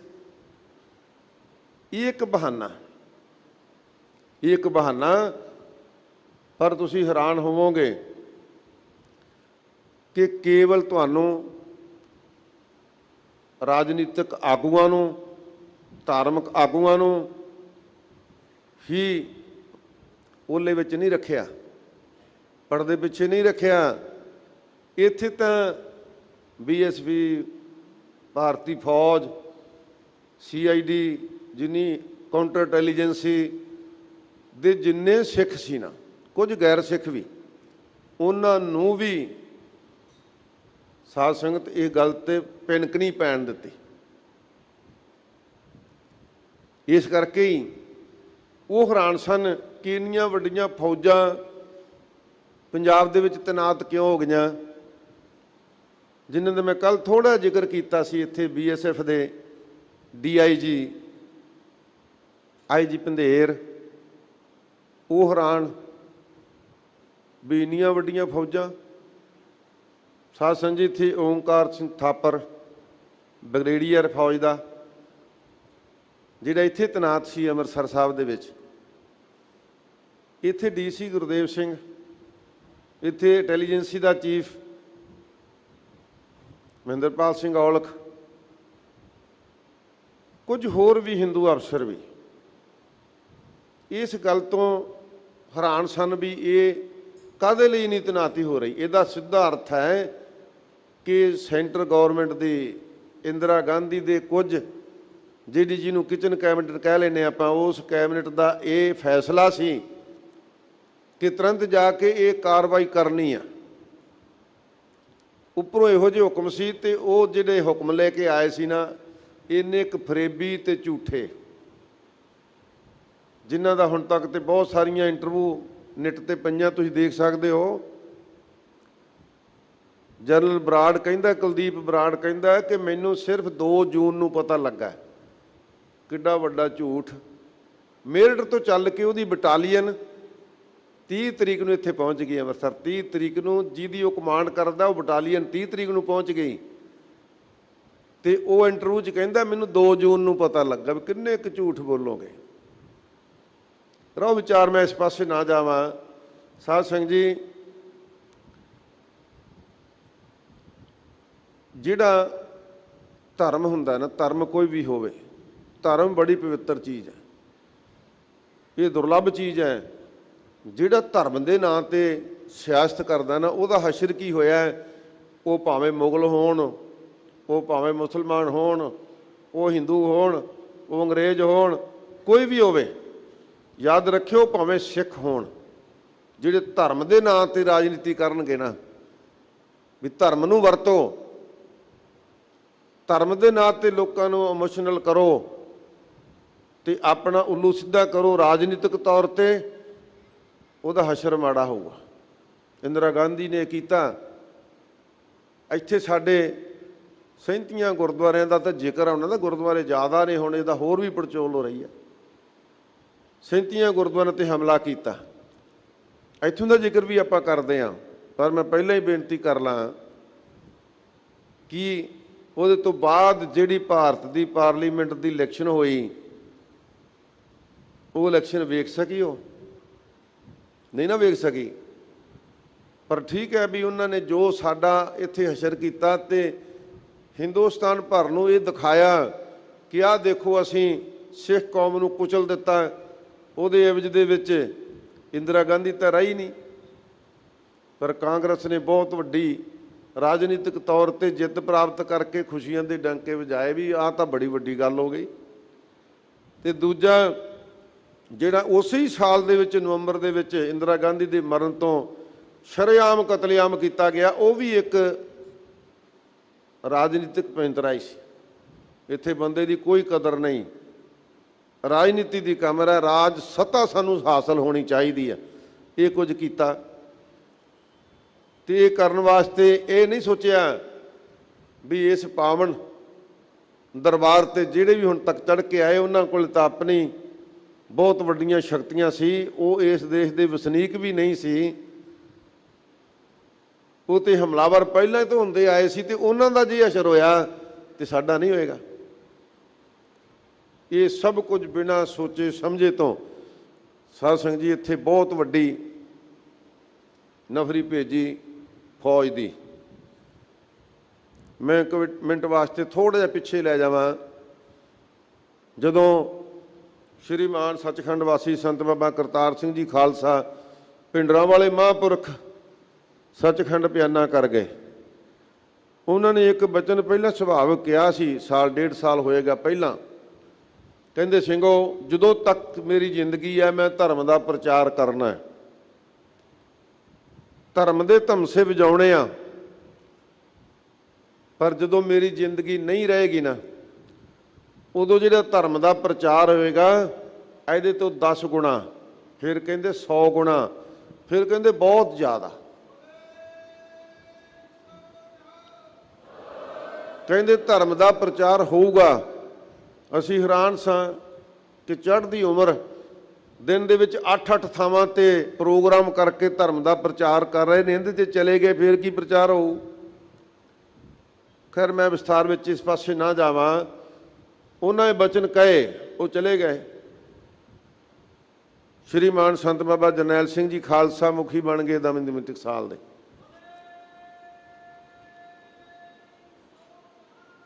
ਉਹਨਾਂ ਪਹਿਲੇ ਦਿਨ ਹੀ ਜਦੋਂ ਮਹਾਂਪੁਰਖਾਂ ਦਾ ਦੁਸਹਿਰਾ ਸੀ ਉੱਥੇ ਹੀ ਕੁਝ ਵਚਨ ਕਹੇ ਕਿ ਭਾਈ ਜਿਹੜਾ ਗੁਰੂ ਡੰਬ ਧੰਨ ਗੁਰੂ ਗ੍ਰੰਥ ਸਾਹਿਬ ਜੀ ਦੇ ਬਰਾਬਰ ਪਣਪ ਰਿਹਾ ਨਾ, ਇਹਦੇ ਨਾਲ ਸਾਨੂੰ ਸਿੱਝਣਾ ਪੈਣਾ ਔਰ ਸਿੱਝਾਂਗੇ। ਇਹ ਪਹਿਲੇ ਦਿਨ ਹੀ ਵਚਨ ਕਹੇ ਤੇ ਨਾਲ ਇਹ ਕਿਹਾ ਕਿ ਜਿਹੜੀ ਸਤਿਕਾਰਯੋਗ ਬਾਬਾ ਠਾਕਰ ਸਿੰਘ ਜੀ ਨੇ ਸਾਰੇ ਜੱਥੇ ਦੇ ਸਮੇਤ ਮਿਲ ਕੇ ਮੇਰੇ ਸਿਰ ਤੇ ਇਹ ਜ਼ਿੰਮੇਵਾਰੀ ਦੀ ਪੰਡ ਰੱਖੀ ਹੈ ਤੇ ਮੈਂ ਕੋਸ਼ਿਸ਼ ਕਰਾਂਗਾ ਕਿ ਸਾਡੀ ਕੌਮ ਨੂੰ ਚੜ੍ਹਦੀ ਕਲਾ ਵਿੱਚ ਲਿਜਾਇਆ ਜਾ ਸਕੇ ਤੇ ਇਸ ਪੰਡ ਦੇ ਭਾਰ ਨੂੰ ਮੈਂ ਬਰਦਾਸ਼ਤ ਕਰ ਸਕਾਂ ਔਰ ਕੁਸ਼ਲਤਾ ਸਹਿਤ ਆਪਣੀ ਜ਼ਿੰਮੇਵਾਰੀ ਨਿਭਾਵਾਂ।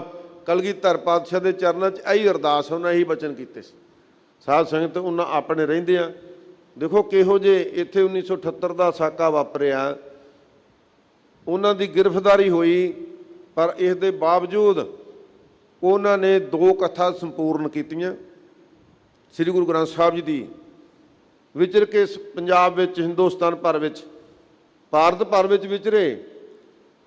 ਤੀਸਰੀ ਕਥਾ ਚੱਲ ਰਹੀ ਸੀ, ਨਾਲ ਦਸਮ ਗ੍ਰੰਥ ਦੀ ਕਥਾ, ਇਤਿਹਾਸ ਦੀ ਕਥਾ। ਇੱਥੇ ਧਰਮ ਯੁੱਧ ਮੋਰਚੇ 'ਚ ਰਹਿੰਦਿਆਂ ਹੋਇਆਂ ਵੀ ਕਥਾ ਕਰਨੀ।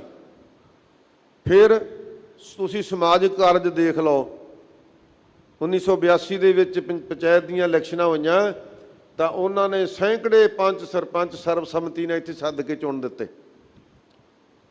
ਗੌਰਮੈਂਟਾਂ ਵਾਸਤੇ ਬੜੀਆਂ ਔਖੀਆਂ ਗੱਲਾਂ ਹੁੰਦੀਆਂ ਨੇ ਇਹ, ਜਿਹੜੀ ਚੋਣ ਪ੍ਰਕਿਰਿਆ ਨੂੰ ਇੱਕ ਵਿਅਕਤੀ ਤੇ ਆਸਥਾ ਰੱਖ ਕੇ ਉਹਨੂੰ ਮੰਨ ਲੈਣਾ, ਲੈ ਭਾਈ ਆਹ ਪਿੰਡ ਦਾ ਸਰਪੰਚ ਹੈ, ਤੁਸੀਂ ਇਹਦਾ ਸਾਥ ਦਿਓ। ਸੈਂਕੜੇ, ਇੱਕ ਪਿੰਡ ਨਹੀਂ, ਫਿਰ ਸੈਂਕੜੇ ਉਹ ਲੋਕ ਜਿਹੜੀਆਂ ਘਰਾਂ ਦੀਆਂ ਮਜਬੂਰੀਆਂ ਝਗੜੇ ਲੈ ਕੇ ਆਉਂਦੇ ਸੀ ਉਹ ਵੀ ਹੱਲ ਕਰਨੇ। ਉਹ ਕੇਵਲ ਸਿੱਖਾਂ ਦੇ ਨਹੀਂ, ਉਹਦੇ 'ਚ ਬਹੁਤ ਸਾਰੇ ਗੈਰ ਸਿੱਖ ਵੀ ਆਉਂਦੇ ਸੀ, ਉਹਨਾਂ ਦੀ ਫਰਿਆਦ ਸੁਣਦੇ ਔਰ ਉਹਨੂੰ ਹੱਲ ਕਰਦੇ।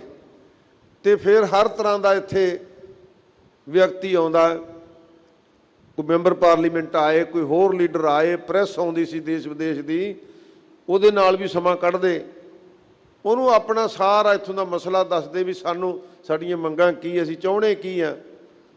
ਇਹ ਖੁਲਾਸਾ ਵੀ ਹੁੰਦਾ।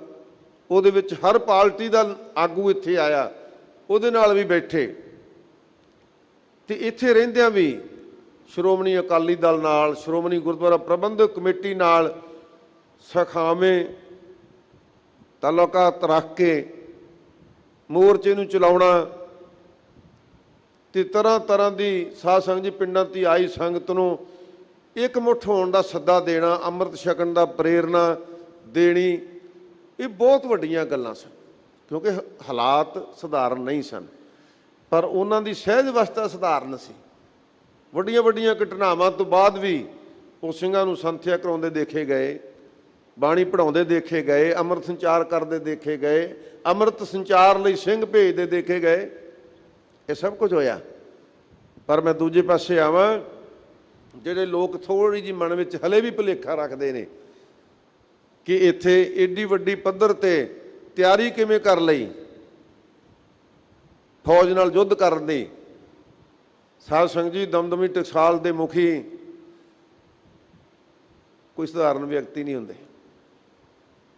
ਖਿਮਾ ਕਰਨਾ ਮੈਨੂੰ, ਕਿਉਂਕਿ ਮੈਂ ਦਮਦਮੀ ਟਕਸਾਲ ਦਾ ਵਿਦਿਆਰਥੀ ਹਾਂ। ਕਹਿਣਗੇ ਵੀ ਇਹ ਆਪਦੀ ਡੋਗਡੁਗੀ ਵਜਾਉਂਦਾ, ਨਹੀਂ, ਇਹ ਗੱਲ ਨਹੀਂ। ਸੰਤਾਂ ਨੇ ਹਰ ਸਟੇਜ ਤੋਂ ਕਿਹਾ ਕਿ ਲੱਖਾਂ ਦੀ ਗਿਣਤੀ ਦਾ ਇੱਥੇ ਘੇਰਾ ਪੈਣਾ, ਸਿੰਘੋ ਉਹਦੇ ਲਈ ਤਿਆਰੀ ਕਰੋ। ਕਿਉਂ ਕਹਿੰਦੇ ਸੀ? ਉਹਨਾਂ ਨੂੰ ਦੀਂਦਾ ਸੀ, ਉਹਨਾਂ ਨੂੰ ਇਸ ਗੱਲ ਦਾ ਅਨੁਭਵ ਸੀ ਕਿ ਆਹ ਕੁਝ ਸਾਡੇ ਨਾਲ ਵਾਪਰਨਾ। ਮੈਂ ਇਹ ਵੀ ਬੇਨਤੀ ਕਰਾਂ, ਉਹ ਧਰਮ ਯੁੱਧ ਮੋਰਚੇ ਵੇਲੇ ਨਹੀਂ ਕਹਿਣ ਲੱਗੇ, ਜਦੋਂ ਵਿਚਰਦੇ ਸੀ ਨਾ ਪੰਜਾਬ ਵਿੱਚ, ਭਾਰਤ ਭਰ ਵਿੱਚ, ਉਦੋਂ ਵੀ ਕਹਿੰਦੇ ਸੀ ਵੀ 84 ਦੇ ਵਿੱਚ ਬਹੁਤ ਕੁਝ ਆਪਾਂ ਨੂੰ ਇੱਥੇ ਦੇਖਣਾ ਪੈਣਾ। ਸੋ ਉਹਨਾਂ ਨੇ ਤਿਆਰੀ ਇਸ ਵਾਸਤੇ ਕੀਤੀ ਕਿਉਂਕਿ ਘਟਨਾ ਜਿਹੜੀ ਚੱਲ ਰਹੀ ਸੀ ਨਾ, ਘਟਨਾਕ੍ਰਮ ਸੈਂਟਰ ਦੀ, ਕੇਂਦਰ ਦੀ, ਚਕਰਤਵ ਵਿਖੇ ਉੱਥੇ ਜੋ ਤਿਆਰੀਆਂ ਹੋ ਰਹੀਆਂ ਸੀ, ਮਾਡਲ ਬਣਾਏ ਜਾ ਰਹੇ ਸੀ, ਉਹ ਸਾਨੂੰ ਤੁਹਾਨੂੰ ਭੁਲੇਖਾ ਹੋ ਸਕਦਾ, ਸੰਤ ਜਰਨੈਲ ਸਿੰਘ ਨੂੰ ਭੁਲੇਖਾ ਨਹੀਂ ਸੀਗਾ।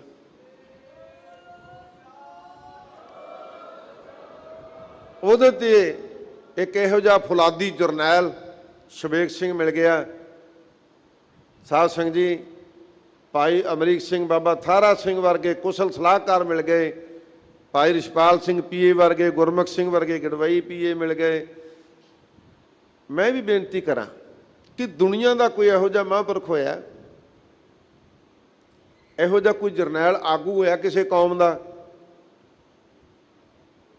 ਤੁਸੀਂ ਇਤਿਹਾਸ ਪੜ੍ਹੇ ਹੋਣਗੇ ਕਿ ਕਾਲੇ ਪਾਣੀਆਂ ਦੀ ਜਦੋਂ ਸਜ਼ਾ ਹੋਈ ਤੇ ਉਦੋਂ ਆਗੂਆਂ ਦੇ ਜਿਹੜੇ ਗੜਵਾਈ ਸੀ ਉਹ ਵੀ ਕਹਿੰਦੇ ਬਾਬਾ ਜੀ ਇੱਥੋਂ ਤੱਕ ਹੀ ਆਉਣਾ ਸੀ, ਮੈਂ ਤਾਂ ਹੁਣ ਗਾਂ ਵਾਲੀ ਸਜ਼ਾ ਤੁਸੀਂ ਭੁਗਤੋ। ਪਰ ਨਹੀਂ, ਇੱਥੇ ਕਿਹਦਾ ਮੈਂ ਨਾਂ ਲਵਾਂ ਜਿਹੜਾ ਇੱਕ ਤੋਂ ਗਾਂ ਹੋ ਕੇ ਸੰਤ ਬਾਬਾ ਜਰਨੈਲ ਸਿੰਘ ਖਾਲਸਾ ਜੀ ਦੇ ਆਪਣੀ ਜਿੰਦ ਵਾਰਨ ਵਾਸਤੇ ਤਿਆਰ ਸੀ, ਜਿਹਦੇ ਵਿੱਚ ਸਾਧ ਸੰਗਤ ਜੀ ਭਾਵੇਂ ਸੰਤਾਂ ਦਾ ਡਰਾਈਵਰ ਹੋਵੇ, ਸੰਤਾਂ ਦਾ ਗੜਵਈ ਹੋਵੇ, ਸੰਤਾਂ ਦਾ ਪੀਏ ਹੋਵੇ, ਸੰਤਾਂ ਦਾ ਸਲਾਹਕਾਰ ਹੋਵੇ, ਸੰਤਾਂ ਦਾ ਜਰਨੈਲ ਹੋਵੇ, ਸੰਤਾਂ ਦਾ ਭਤੀਜਾ ਹੋਵੇ, ਸੰਤਾਂ ਦਾ ਭਰਾ ਹੋਵੇ, ਕਿਹਦੇ ਨਾਲ ਲਈਏ? ਇੱਥੇ ਕਿਹਨੇ ਹੱਸ ਕੇ ਸ਼ਹੀਦੀ ਨਹੀਂ ਪਾਈ? ਪਰ ਦੂਜੇ ਪਾਸੇ ਮੈਂ ਇਹ ਵੀ ਬੇਨਤੀ ਕਰਾਂ, ਕਿਸੇ ਸ਼ਰਾਬੀ ਨੂੰ ਸੁਧਾਰ ਕੇ ਸੰਤਾਂ ਨੇ ਭਾਈ ਰਸਾਲ ਸਿੰਘ ਵਰਗੇ ਨੂੰ ਕਿਤੇ ਖੰਡੇ ਦੇ ਅੰਮ੍ਰਿਤ ਦੀ ਦਾਤ ਦੇ ਕੇ ਨਾਮ ਨਾਲ ਜੋੜਿਆ ਹੋਵੇ, ਉਹ ਵੀ ਆਪਾਂ ਵਾਰਨ ਵਾਸਤੇ ਤਰਾਨੇ ਗਾ ਰਿਹਾ ਹੋਵੇ, ਕਾਰ ਸੇਵਾ ਦੀਆਂ ਟੋਕਰੀਆਂ ਢੋਣ ਵਾਲੇ ਉਹ ਇੱਕ ਤੋਂ ਦੂਜਾ ਮੂਹਰੇ ਹੋ ਕੇ ਲੜਨ ਵਾਸਤੇ, ਸ਼ਹੀਦੀ ਪਾਉਣ ਵਾਸਤੇ ਤਿਆਰ ਹੋਵੇ।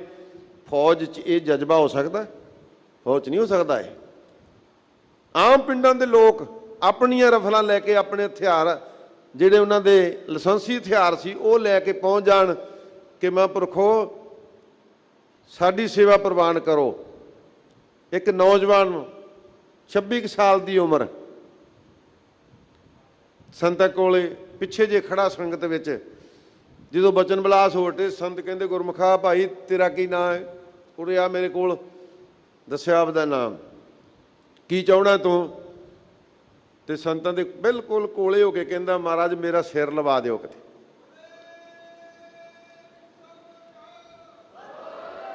ਇਹ ਭਾਵਨਾਵਾਂ ਕੌਣ ਪੈਦਾ ਕਰ ਸਕਦਾ? ਕੋਈ ਪੈਦਾ ਕਰ ਸਕਦਾ? ਤੇ ਜਿਹੜੇ ਕੋਲ ਸਿੰਘ ਕਹਿੰਦੇ ਸੀ ਸਿੰਘਵਾ ਭਾਈ ਗੱਲ ਸੁਣੋ, ਆਹ ਸਿੰਘ ਦੀ ਗੱਲ ਸੁਣੋ ਕੀ ਕਹਿੰਦਾ ਹੈ।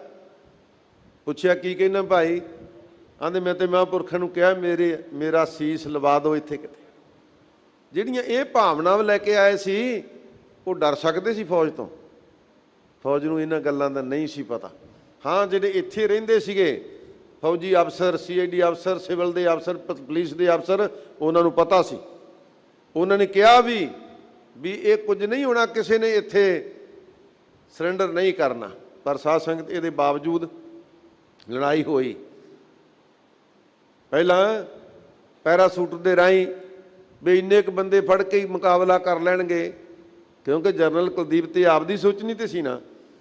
ਜਦੋਂ ਉਹਨਾਂ ਨੂੰ ਪਾਰ ਬੁਲਾਤਾ ਫਿਰ ਗੋਤਾਖੋਰ ਟ੍ਰੇਨਡ ਬੰਦੇ ਲਿਆਂਦੇ, ਇੱਕ ਸਰੋਵਰ ਵੀ ਦੀ ਤੈਰ ਕੇ ਲੰਘ ਜਾਣਗੇ। ਤੇ ਜਨਰਲ ਸ਼ਵੇਕ ਸਿੰਘ, ਭਾਈ ਅਮਰੀਕ ਸਿੰਘ, ਜਿਨ੍ਹਾਂ ਦੀ ਵਿਉਂਤ ਬੰਦੀ ਤੇ ਮੋਰਚਾਬੰਦੀ ਹੋਈ ਸੀ। ਹੁਣ ਸੋਚੋ ਵੀ ਮੋਰਚਾਬੰਦੀ ਦੀ ਜ਼ਰੂਰਤ ਸੀ ਕਿ ਜਾਂ ਜਨਰਲ ਕੁਲਦੀਪ ਆਉਂਦਾ ਤੇ ਗਲਮੇ ਤੋਂ ਫੜ ਕੇ ਲੈ ਜਾਂਦਾ ਅਮਰੀਕ ਸਿੰਘ ਹੁਣਾਂ ਨੂੰ, ਸੰਤਾਂ ਨੂੰ, ਸਾਰਿਆਂ ਨੂੰ, ਫੇਰ ਠੀਕ ਸੀ। ਹਲੇ ਵੀ ਵਿਚਾਰਦੇ ਹੋ ਵੀ ਮੋਰਚਾਬੰਦੀ ਕਿਉਂ ਹੋਈ? ਜਿਹੜਾ ਜਨਰਲ ਕੁਲਦੀਪ ਲੱਖ ਫੌਜ ਲੈ ਕੇ ਆਇਆ ਸੀ, ਮੱਥਾ ਟੇਕਣ ਆਇਆ ਸੀ, ਇੱਥੇ ਚੜ ਕੇ ਆਇਆ ਸੀ ਨਾ। ਫਿਰ ਜਿਹੋ ਜਿਹੀ ਭਾਵਨਾ ਲੈ ਕੇ ਕੋਈ ਆਵੇਗਾ ਨਾ ਇੱਥੇ, ਤੇ ਉਹੋ ਜਿਹਾ ਫਲ ਤਾਂ ਉਹਨੂੰ ਮਿਲਣਾ ਹੀ ਮਿਲਣਾ। ਫਿਰ ਸਾਧ ਸੰਗਤ ਜੀ ਉਹਦੇ ਤੋਂ ਬਾਅਦ ਮੈਂ ਜਕਾਰੇ ਵਾਲੇ ਸਿੰਘਾਂ ਨੂੰ ਬੇਨਤੀ ਕਰਾਂ, ਸਮਾਂ ਬੜਾ ਸੀਮਤ ਹੈ, ਧਿਆਨ ਨਾਲ ਬੇਨਤੀ ਸੁਣੋ, ਇਹ ਇਤਿਹਾਸਕ ਤੱਥ ਨੇ। ਸੋ ਫਿਰ ਉਹਦੇ ਤੋਂ ਬਾਅਦ ਹਰ ਦਰਵਾਜ਼ੇ ਤੋਂ ਕੱਲੇ ਕਮਾਂਡਰ ਦੀ ਉਹਨਾਂ ਨੇ ਫੌਜ ਭੇਜਣ ਦਾ ਯਤਨ ਕੀਤਾ।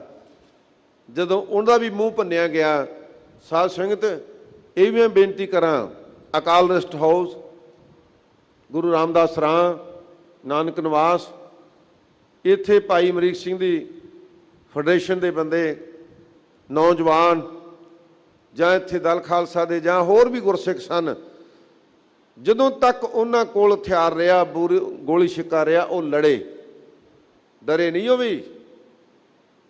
ਪਰ ਜਦੋਂ ਬਰੂਦ ਮੁੱਕ ਗਿਆ, ਗੋਲੀ ਛਿੱਕਾ ਮੁੱਕ ਗਿਆ, ਸੀਮਿਤ ਸਾਧਨ ਸੀ ਨਾ। ਤੁਸੀਂ ਤਾਂ ਦਿਨਾਂ ਦੇ ਭੁੱਖੇ ਪਿਆਸੇ, ਤੇ ਉਹੀ ਬੰਦੇ ਰੋਜ਼ ਲੜਨ ਵਾਲੇ, ਉਹਨਾਂ ਦਾ ਤਾਂ ਤਰੋ ਤਾਜ਼ਾ ਅੱਜ ਵਾਲੀ ਫੌਜ ਪਿਛਾਂਹ ਕਰ ਲਓ ਤੇ ਕੱਲ ਨੂੰ ਨਵੀਂ ਭੇਜੋ। ਜਿਹੜੇ ਮਰ ਗਏ ਉਹਨਾਂ ਨੂੰ ਪਾਸੇ ਕਰ ਲਓ, ਉਹਨਾਂ ਦੀ ਥਾਂ ਤੇ ਨਵੇਂ ਭੇਜ ਦਿਓ। ਪਰ ਜਦੋਂ 5 ਤਰੀਕ ਆ ਗਈ ਨਾ ਤੇ ਕਈਆਂ ਥਾਵਾਂ ਤੋਂ ਫੌਜ ਦੇ ਵਿੱਚੋਂ ਬਗਾਵਤ ਹੋ ਗਈ।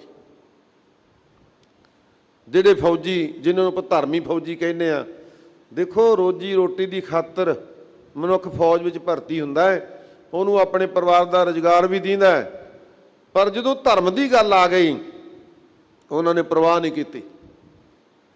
ਉਹਨਾਂ ਨੇ ਬਲਕਿ ਕਈ ਬ੍ਰਿਗੇਡੀਅਰ ਵਰਗੇ ਅਹੁਦਿਆਂ ਤੇ ਉੱਪਰ ਵੀ ਉਹਨਾਂ ਫੌਜੀਆਂ ਨੂੰ ਸੋਧ ਦਿੱਤਾ ਜਿਹੜੇ ਵਿਰੋਧ ਕਰਦੇ ਸੀ, ਅਪਸ਼ਬਦ ਬੋਲਦੇ ਸੀ ਗੁਰੂ ਬਾਰੇ। ਕਈ ਫੌਜੀ ਰਾਹ 'ਚ ਮਾਰੇ ਗਏ, ਸ਼ਹੀਦ ਹੋ ਗਏ, ਕਈ ਫੜੇ ਗਏ, ਲੰਮੀਆਂ ਸਜ਼ਾਵਾਂ ਹੋਈਆਂ। ਇਹ ਵੀ ਇੱਕ ਲੰਮੀ ਗੱਥ ਹੈ। ਪਰ ਫੌਜ ਵਿੱਚੋਂ ਬਗਾਵਤ ਹੋ ਜਾਣੀ ਕਿੱਡੀ ਵੱਡੀ ਗੱਲ। ਤੇ ਫਿਰ ਜਿਹੜੇ ਡੈਮੋਕ੍ਰੈਟਿਕ ਦੇਸ਼, ਰਸ਼ੀਆ ਵਰਗੇ, ਬਰਤਾਨੀਆ ਵਰਗੇ, ਜਿਨ੍ਹਾਂ ਦੀ ਸਲਾਹ ਤੇ ਇੰਦਰਾ ਗਾਂਧੀ ਫਖਰ ਕਰਕੇ ਬੈਠੀ ਸੀ ਕਿ ਮੈਨੂੰ ਹੁਣ ਬਾਹਰੋਂ ਕੋਈ ਖਤਰਾ ਨਹੀਂ, ਉਹ ਵੀ ਪੁੱਛਣ ਲੱਗ ਗਏ ਵੀ ਤੂੰ ਤਾਂ ਕਹਿੰਦੀ ਸੀ ਕੁਝ ਘੰਟਿਆਂ ਦੀ ਕਾਰਵਾਈ ਹੈ, ਇਹ 5ਵਾਂ ਦਿਨ ਕਿਵੇਂ ਆ ਗਿਆ। ਤੇ ਫਿਰ ਸੋਚਣ ਲੱਗੇ ਵੀ ਹੁਣ ਆਰ ਪਾਰ ਦੀ ਲੜਾਈ ਲੜ ਲਓ। 12 ਟੈਂਕ ਭੇਜ ਤੇ 12 ਟੈਂਕ। ਤੁਸੀਂ ਜਾਓ ਨਾ ਕਿਤੇ, ਸ਼ਾਇਦ ਪਾਕਿਸਤਾਨ ਦੇ ਕਿਸੇ ਬਾਰਡਰ ਤੇ 12 ਟੈਂਕ ਨਾ ਵੇਖੇ ਹੋਣ ਤੁਸੀਂ, ਚਾਈਨਾ ਦੇ ਬਾਰਡਰ ਤੇ ਨਾ ਦੇਖੇ ਹੋਣ, ਪਰ ਇੱਥੇ 12 ਟੈਂਕ ਛੋਟੇ ਜਿਹੇ ਕੰਪਲੈਕਸ ਦੇ ਵਿੱਚ ਭੇਜ ਦਿੱਤੇ ਵੀ ਸੰਤ ਬਾਬਾ ਜਰਨੈਲ ਸਿੰਘ ਖਾਲਸਾ ਨੂੰ ਗੱਲਾਂ ਦੋ ਸੀ ਸਾਧ ਸੰਗਤ। ਇੱਕ ਤੇ ਸਮੁੱਚੀ ਕੌਮ ਨੂੰ ਲੰਮੇ ਸਮੇਂ ਲਈ ਸਬਕ ਸਿਖਾਉਣਾ ਸੀ ਵੀ ਇਹ ਸਿਰ ਚੁੱਕਣ ਹੀ ਨਾ। ਦੂਜਾ ਦਮਦਮੀ ਟਕਸਾਲ, ਇਹਨੂੰ ਨੇਸ ਤੋਂ ਨਬੂਸ ਕਰਨਾ ਹੈ, ਇਹਦਾ ਮਲੀਆ ਮੇਟ ਕਰਨਾ ਹੈ। ਦਮਦਮੀ ਟਕਸਾਲ ਦਾ ਮੁੜ ਕੇ ਕੋਈ ਵਿਦਿਆਰਥੀ ਸਿਰ ਨਾ ਚੁੱਕ ਸਕੇ। ਇਹ ਗੱਲਾਂ ਸੀ ਦੋ। ਇਹ ਗੱਲਾਂ ਨੂੰ ਮੁੱਖ ਰੱਖਦਿਆਂ ਉਹਨਾਂ ਨੇ ਟੈਂਕ ਚਲਾਏ, ਤੋਪਾਂ ਚਲਾਈਆਂ, ਪਰ ਗੁਰੂ ਕੇ ਬਹਾਦਰ ਸੂਰਬੀਰ ਯੋਧਿਆਂ ਨੇ ਕਈਆਂ ਟੈਂਕਾਂ ਦੇ ਵੀ ਮੂੰਹ ਮੋੜੇ, ਟੈਂਕਾਂ ਦੀਆਂ ਚੈਨਾਂ ਉਡਾਤੀਆਂ। ਭਾਈ ਮੋਹਰ ਸਿੰਘ ਵਰਗੇ ਗਿਆਨੀ ਜਿਹੜੇ ਆਪਣੀਆਂ ਬੱਚੀਆਂ ਸਮੇਤ ਟੈਂਕਾਂ ਤੇ ਛਾਲਾਂ ਮਾਰ ਕੇ ਲੱਕ ਦੇ ਨਾਲ ਬਰੂਦ ਬੰਨ੍ਹ ਕੇ ਉਹ ਟੈਂਕ ਬਾਬਾ ਦੀਪ ਸਿੰਘ ਦੇ ਸਥਾਨ ਦੇ ਸਾਹਮਣੇ ਧੱਸਿਆ। ਸਾਧ ਸੰਗਤ ਜੀ, ਜੇ ਬੀਬੀਆਂ ਦੀ ਗੱਲ ਆਈਏ, ਇੱਥੇ ਇੱਕ ਨਹੀਂ ਵੀ ਜਿਹੜੇ ਲੜਨ ਵਾਸਤੇ ਆਏ ਸੀ ਕੇਵਲ ਸਿੰਘ ਸੀ, ਇੱਥੇ ਆਲ ਇੰਡੀਆ ਸਿੱਖ ਸਟੂਡੈਂਟ ਫੈਡਰੇਸ਼ਨ ਦੀ ਪ੍ਰਧਾਨ ਬੀਬੀ ਉਪਕਾਰ ਕੌਰ ਇੱਥੇ ਲੜਦਿਆਂ ਹੋਇਆਂ ਸ਼ਹੀਦ ਹੋ ਗਈ। ਬੀਬੀ ਪ੍ਰੀਤਮ ਕੌਰ ਜਿਹਦਾ ਕੁਝ ਦਿਨਾਂ ਦਾ ਬੱਚਾ ਜ਼ਾਲਮਾਂ ਨੇ ਸ਼ਹੀਦ ਕੀਤਾ, ਪਰ ਉਹ ਇਹਨਾਂ ਮੋਰਚਿਆਂ 'ਚ ਡਟੀ ਰਹੀ। ਇੱਥੇ ਸਾਧ ਸੰਗਤ ਜੀ, ਜਦੋਂ ਧਰਮ ਯੁੱਧ ਮੋਰਚਾ ਚੱਲਦਾ ਸੀ ਨਾ, ਦੇਖੋ ਇੰਨਾ ਕੁਝ ਹੋਣ ਦੇ ਬਾਵਜੂਦ ਧਰਮ ਯੁੱਧ ਮੋਰਚੇ 'ਚ ਗ੍ਰਿਫਤਾਰੀਆਂ ਦੇਣ ਵਾਲੇ ਗੁਰਸਿੱਖਾਂ ਦੀ ਤੋਟ ਨਹੀਂ ਆਈ। ਜ਼ਿਲ੍ਹਾ ਸੰਗਰੂਰ ਤੋਂ ਪਿੰਡ ਭਲਵਾਨ, ਉੱਥੋਂ ਦਾ ਭਾਈ ਨਛੱਤਰ ਸਿੰਘ ਜਿਹੜਾ ਜ਼ਿਲ੍ਹੇ ਦਾ ਪ੍ਰਧਾਨ ਸੀ ਅਕਾਲੀ ਦਲ ਦਾ ਸੰਗਰੂਰ ਦਾ, ਤੇ ਸ਼੍ਰੋਮਣੀ ਕਮੇਟੀ ਦਾ ਮੈਂਬਰ ਵੀ ਸੀ, ਆਪਣੇ ਪਰਿਵਾਰ ਸਮੇਤ ਆਪਣੀ ਬੇਟੀ, ਆਪਣੀ ਭੈਣ, ਮਾਤਾ ਤੇ ਸੈਂਕੜਿਆਂ ਦਾ ਜੱਥਾ ਲੈ ਕੇ ਇੱਥੇ ਪਹੁੰਚਿਆ ਹੋਇਆ ਸੀ। ਪਰ ਵਾਪਸ ਨਹੀਂ ਜਾ ਸਕਿਆ। 6 ਤਰੀਕ ਨੂੰ ਉਹ ਵੀ ਸ਼ਹੀਦ ਹੋ ਗਿਆ। ਇੱਥੇ ਭਾਈ ਨਛੱਤਰ ਸਿੰਘ ਭਲਵਾਨ ਉਹ ਵੀ ਸ਼ਹੀਦ ਹੋ ਗਿਆ। ਇੱਥੇ ਹਰਿਮੰਦਰ ਸਾਹਿਬ ਦੇ ਵਿੱਚ ਕੀਰਤਨ ਕਰਦਾ ਹੋਇਆ ਰਾਗੀ ਭਾਈ ਅਵਤਾਰ ਸਿੰਘ ਸ਼੍ਰੋਮਣੀ ਕਮੇਟੀ ਦਾ ਮੁਲਾਜ਼ਮ ਸੀ, ਉਹ ਵੀ ਸ਼ਹੀਦ ਹੋ ਗਿਆ। ਸਾਧ ਸੰਗਤ ਜੀ, ਇੱਥੇ ਵਰਦੀਆਂ ਗੋਲੀਆਂ ਦੇ ਵਿੱਚ ਸਿੰਘ ਸਾਹਿਬਾਨ, ਗਿਆਨੀ ਮੋਹਨ ਸਿੰਘ ਜੀ, ਗਿਆਨੀ ਪੂਰਨ ਸਿੰਘ ਜੀ ਐਨ ਮਰਦਾਂ ਬਹਾਦਰਾਂ ਦੀ ਤਰ੍ਹਾਂ, ਅਕਾਲੀ ਫੂਲਾ ਸਿੰਘ ਦੀ ਤਰ੍ਹਾਂ ਡਟੇ ਰਹੇ। ਕਿਹਦਾ ਨਾਂ ਲਵਾਂਗੇ? ਪਰ ਜਦੋਂ ਸਾਰਾ ਕੁਝ 6 ਤਰੀਕ ਦਾ ਲੰਘਿਆ, ਉਦੋਂ ਤੱਕ ਬਹੁਤ ਸਾਰੀ ਫੌਜ ਵੀ ਮਾਰੀ ਜਾ ਚੁੱਕੀ ਸੀ, ਅਕਾਲ ਤਖਤ ਸਾਹਿਬ ਵੀ ਢਾਇਆ ਜਾ ਚੁੱਕਿਆ ਸੀ। ਤੇ ਫਿਰ ਉਹਦੀਆਂ ਜਿਹੜੀਆਂ ਕੀ ਉਹਦੇ ਤੋਂ ਇਹ ਭਾਵਨਾਵਾਂ ਪੂਰੀਆਂ ਹੋ ਗਈਆਂ। ਸਾਧ ਸੰਗਤ, ਜੰਗ ਬਹੁਤ ਜ਼ਬਰਦਸਤ ਹੋਇਆ ਇੱਥੇ, ਉਹਦੀ ਦਾਸਤਾਨ ਲਿਖੀ ਜਾ ਸਕਦੀ ਆ। ਪਰ ਮੈਂ ਇੱਕ ਗੱਲ ਦੂਸਰੇ ਪਾਸੇ ਦੀ ਕਹਿਣਾ ਚਾਹੁੰਦਾ, ਸਮਾਂ ਇੰਨਾ ਕਹਿਣਾ, ਜਿਹੜੀਆਂ 2 ਭਾਵਨਾਵਾਂ ਲੈ ਕੇ ਇੰਦਰਾ ਗਾਂਧੀ ਨੇ ਇੱਥੇ ਅਟੈਕ ਕੀਤਾ ਸੀ ਕਿ ਸਿੱਖ ਸਿਰ ਨਹੀਂ ਝੁਕ ਸਕਣਗੇ, ਦਮਦਮੀ ਟਕਸਾਲ ਸਾਹ ਨਹੀਂ ਕੱਢ ਸਕੇਗੀ। ਤੇ ਜਿਹੜੀ ਇਹਦੀ ਬੋਲੀ ਹੈ ਸੰਤ ਬਾਬਾ ਜਰਨੈਲ ਸਿੰਘ ਖਾਲਸਾ ਦੀ, ਉਹ ਇੱਥੇ ਹੀ ਦਬਾ ਦਿੱਤੀ ਜਾਏਗੀ, ਦਫਨ ਕਰ ਦਿੱਤੀ ਜਾਏਗੀ, ਕੋਈ ਉਹਦਾ ਨਾਂ ਤੱਕ ਨਹੀਂ ਲਏਗਾ। ਕੀ ਇਹਦੇ 'ਚ ਕਾਮਯਾਬ ਹੋ ਗਏ? ਤੁਸੀਂ ਹੁਣ ਸੋਚਿਓ ਵੀ ਜਿੱਤ ਕਿਹਦੀ ਹੋਈ, ਕਾਮਯਾਬ ਕੌਣ ਹੋਇਆ? ਜਿਹਦਾ ਕੋਈ ਨੁਕਸਾਨ ਨਹੀਂ ਨਾ ਹੋਇਆ। 1984 ਵੇਲੇ ਜਿਨ੍ਹਾਂ ਦੇ ਬੱਚੇ ਵਿਦੇਸ਼ਾਂ ਵਿੱਚ ਪੜ੍ਹਦੇ ਸੀ ਜਾਂ ਚੰਗੇ ਕੈਂਬਰਿਜ ਸਕੂਲਾਂ ਦੇ ਵਿੱਚ ਪੜ੍ਹਦੇ ਸੀ, ਉਹ ਅੱਜ ਸਾਨੂੰ ਕਹਿੰਦੇ ਉਹ ਕਾਲੇ ਦਿਨ ਸੀ, ਬੜਾ ਕੌਮ ਦਾ ਨੁਕਸਾਨ ਹੋ ਗਿਆ, ਜਿਹਦਾ ਆਪਦਾ ਕੋਈ ਨੁਕਸਾਨ ਨਹੀਂ ਹੋਇਆ। ਸਾਧ ਸੰਗਤ, ਜਿਨ੍ਹਾਂ ਦੇ ਭਰਾ ਸ਼ਹੀਦ ਹੋ ਗਏ, ਜਿਨ੍ਹਾਂ ਦੇ ਪਿਓ ਸ਼ਹੀਦ ਹੋ ਗਏ, ਜਿਨ੍ਹਾਂ ਬੀਬੀਆਂ ਦੇ ਘਰ ਵਾਲੇ ਸ਼ਹੀਦ ਹੋ ਗਏ, ਤੁਸੀਂ ਕਿਸੇ ਇੰਟਰਵਿਊ 'ਚ ਸੁਣਿਆ ਕਿ ਉਹਨਾਂ ਨੇ ਕਿਹਾ ਹੋਵੇ ਕਿ ਸਾਡਾ ਬੜਾ ਨੁਕਸਾਨ ਹੋ ਗਿਆ? ਜਿਨ੍ਹਾਂ ਦੀ ਚੀਚੀ ਤੇ ਚੀਰ ਨਹੀਂ ਆਇਆ, ਉਹ ਕਹਿੰਦੇ ਕਾਲੇ ਦਿਨ ਸੀ। ਪਰ ਤੁਸੀਂ ਦੇਖਿਓ ਜਿੱਤ ਕਿਹਦੀ ਹੋਈ? ਸਾਧ ਸੰਗਤ, ਮੈਂ ਹੁਣੇ ਬੇਨਤੀ ਕਰਕੇ ਆਇਆ, ਥੋੜੇ ਜਿਹੇ ਦਿਨ ਬਾਅਦ ਮੈਂ ਉਦੋਂ ਬਾਹਰ ਸੀ, ਇੱਥੇ ਚੰਦਰ ਸ਼ੇਖਰ ਆਇਆ। ਚੰਦਰ ਸ਼ੇਖਰ ਨੇ ਮੱਥਾ ਟੇਕਿਆ, ਵਾਪਸ ਚਲੇ ਗਿਆ। ਰਸਤੇ ਵਿੱਚ ਖੜ ਗਿਆ ਆਮ ਲੋਕਾਂ ਦੇ ਕੋਲ, ਉੱਥੇ ਪ੍ਰੈਸ ਨੇ ਵੀ ਘੇਰਿਆ, ਪੁੱਛਿਆ ਵੀ ਤੁਸੀਂ ਕੀ ਮਹਿਸੂਸ ਕਰਦੇ ਆ? ਤੇ ਉਹਨੇ ਸਾਹਮਣੇ ਇੱਕ ਚਿੱਟੀ ਦਾੜੀ ਵਾਲਾ ਇੱਕ ਬਜ਼ੁਰਗ ਖੜਾ ਸੀ, ਉਹਨੂੰ ਪੁੱਛਿਆ, ਬਾਬਾ ਜੀ ਤੁਸੀਂ ਕੀ ਮਹਿਸੂਸ ਕਰਦੇ ਆ? ਉਹ ਬੋਲਿਆ ਨਹੀਂ, ਪਰ ਉਹਦੀਆਂ ਅੱਖਾਂ 'ਚੋਂ ਅੱਥਰੂ ਨਿਕਲ ਕੇ ਉਹਦੀ ਦਾੜੀ ਤੇ ਆ ਗਏ। ਚੰਦਰ ਸ਼ੇਖਰ ਕਹਿੰਦਾ ਵੀ ਆਹ ਅਥਰੂਆਂ ਦੀ ਭਾਸ਼ਾ ਮੈਂ ਨਹੀਂ ਦੱਸ ਸਕਦਾ, ਮੈਂ ਬਿਆਨ ਨਹੀਂ ਕਰ ਸਕਦਾ, ਪਰ ਮੈਨੂੰ ਇਹ ਪਤਾ ਹੈ ਕਿ ਇਹਨਾਂ ਅਥਰੂਆਂ ਦੀ ਭਾਸ਼ਾ ਬੜੀ ਸਖਤ ਹੋਵੇਗੀ। ਸਾਧ ਸੰਗਤ, ਉਹ ਵਾਕਿਆ ਹੀ ਥੋੜਾ ਜਿਹਾ ਅੱਗੇ ਚੱਲੋਗੇ ਤਾਂ ਕੀ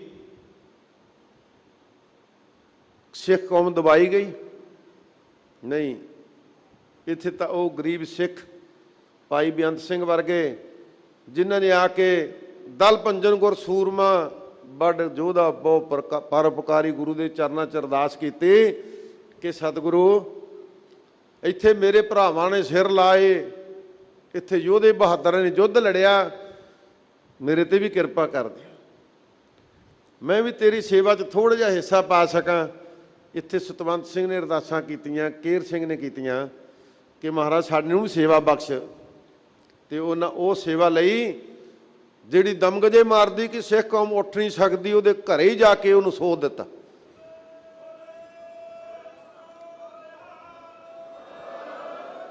ਫਿਰ ਇਹਨਾਂ ਨੂੰ ਅਕਲ ਆਈ ਕਿ ਨਹੀਂ, ਇਹ ਸਿੱਖ ਕੌਮ ਦਬਾਈ ਨਹੀਂ ਜਾ ਸਕਦੀ।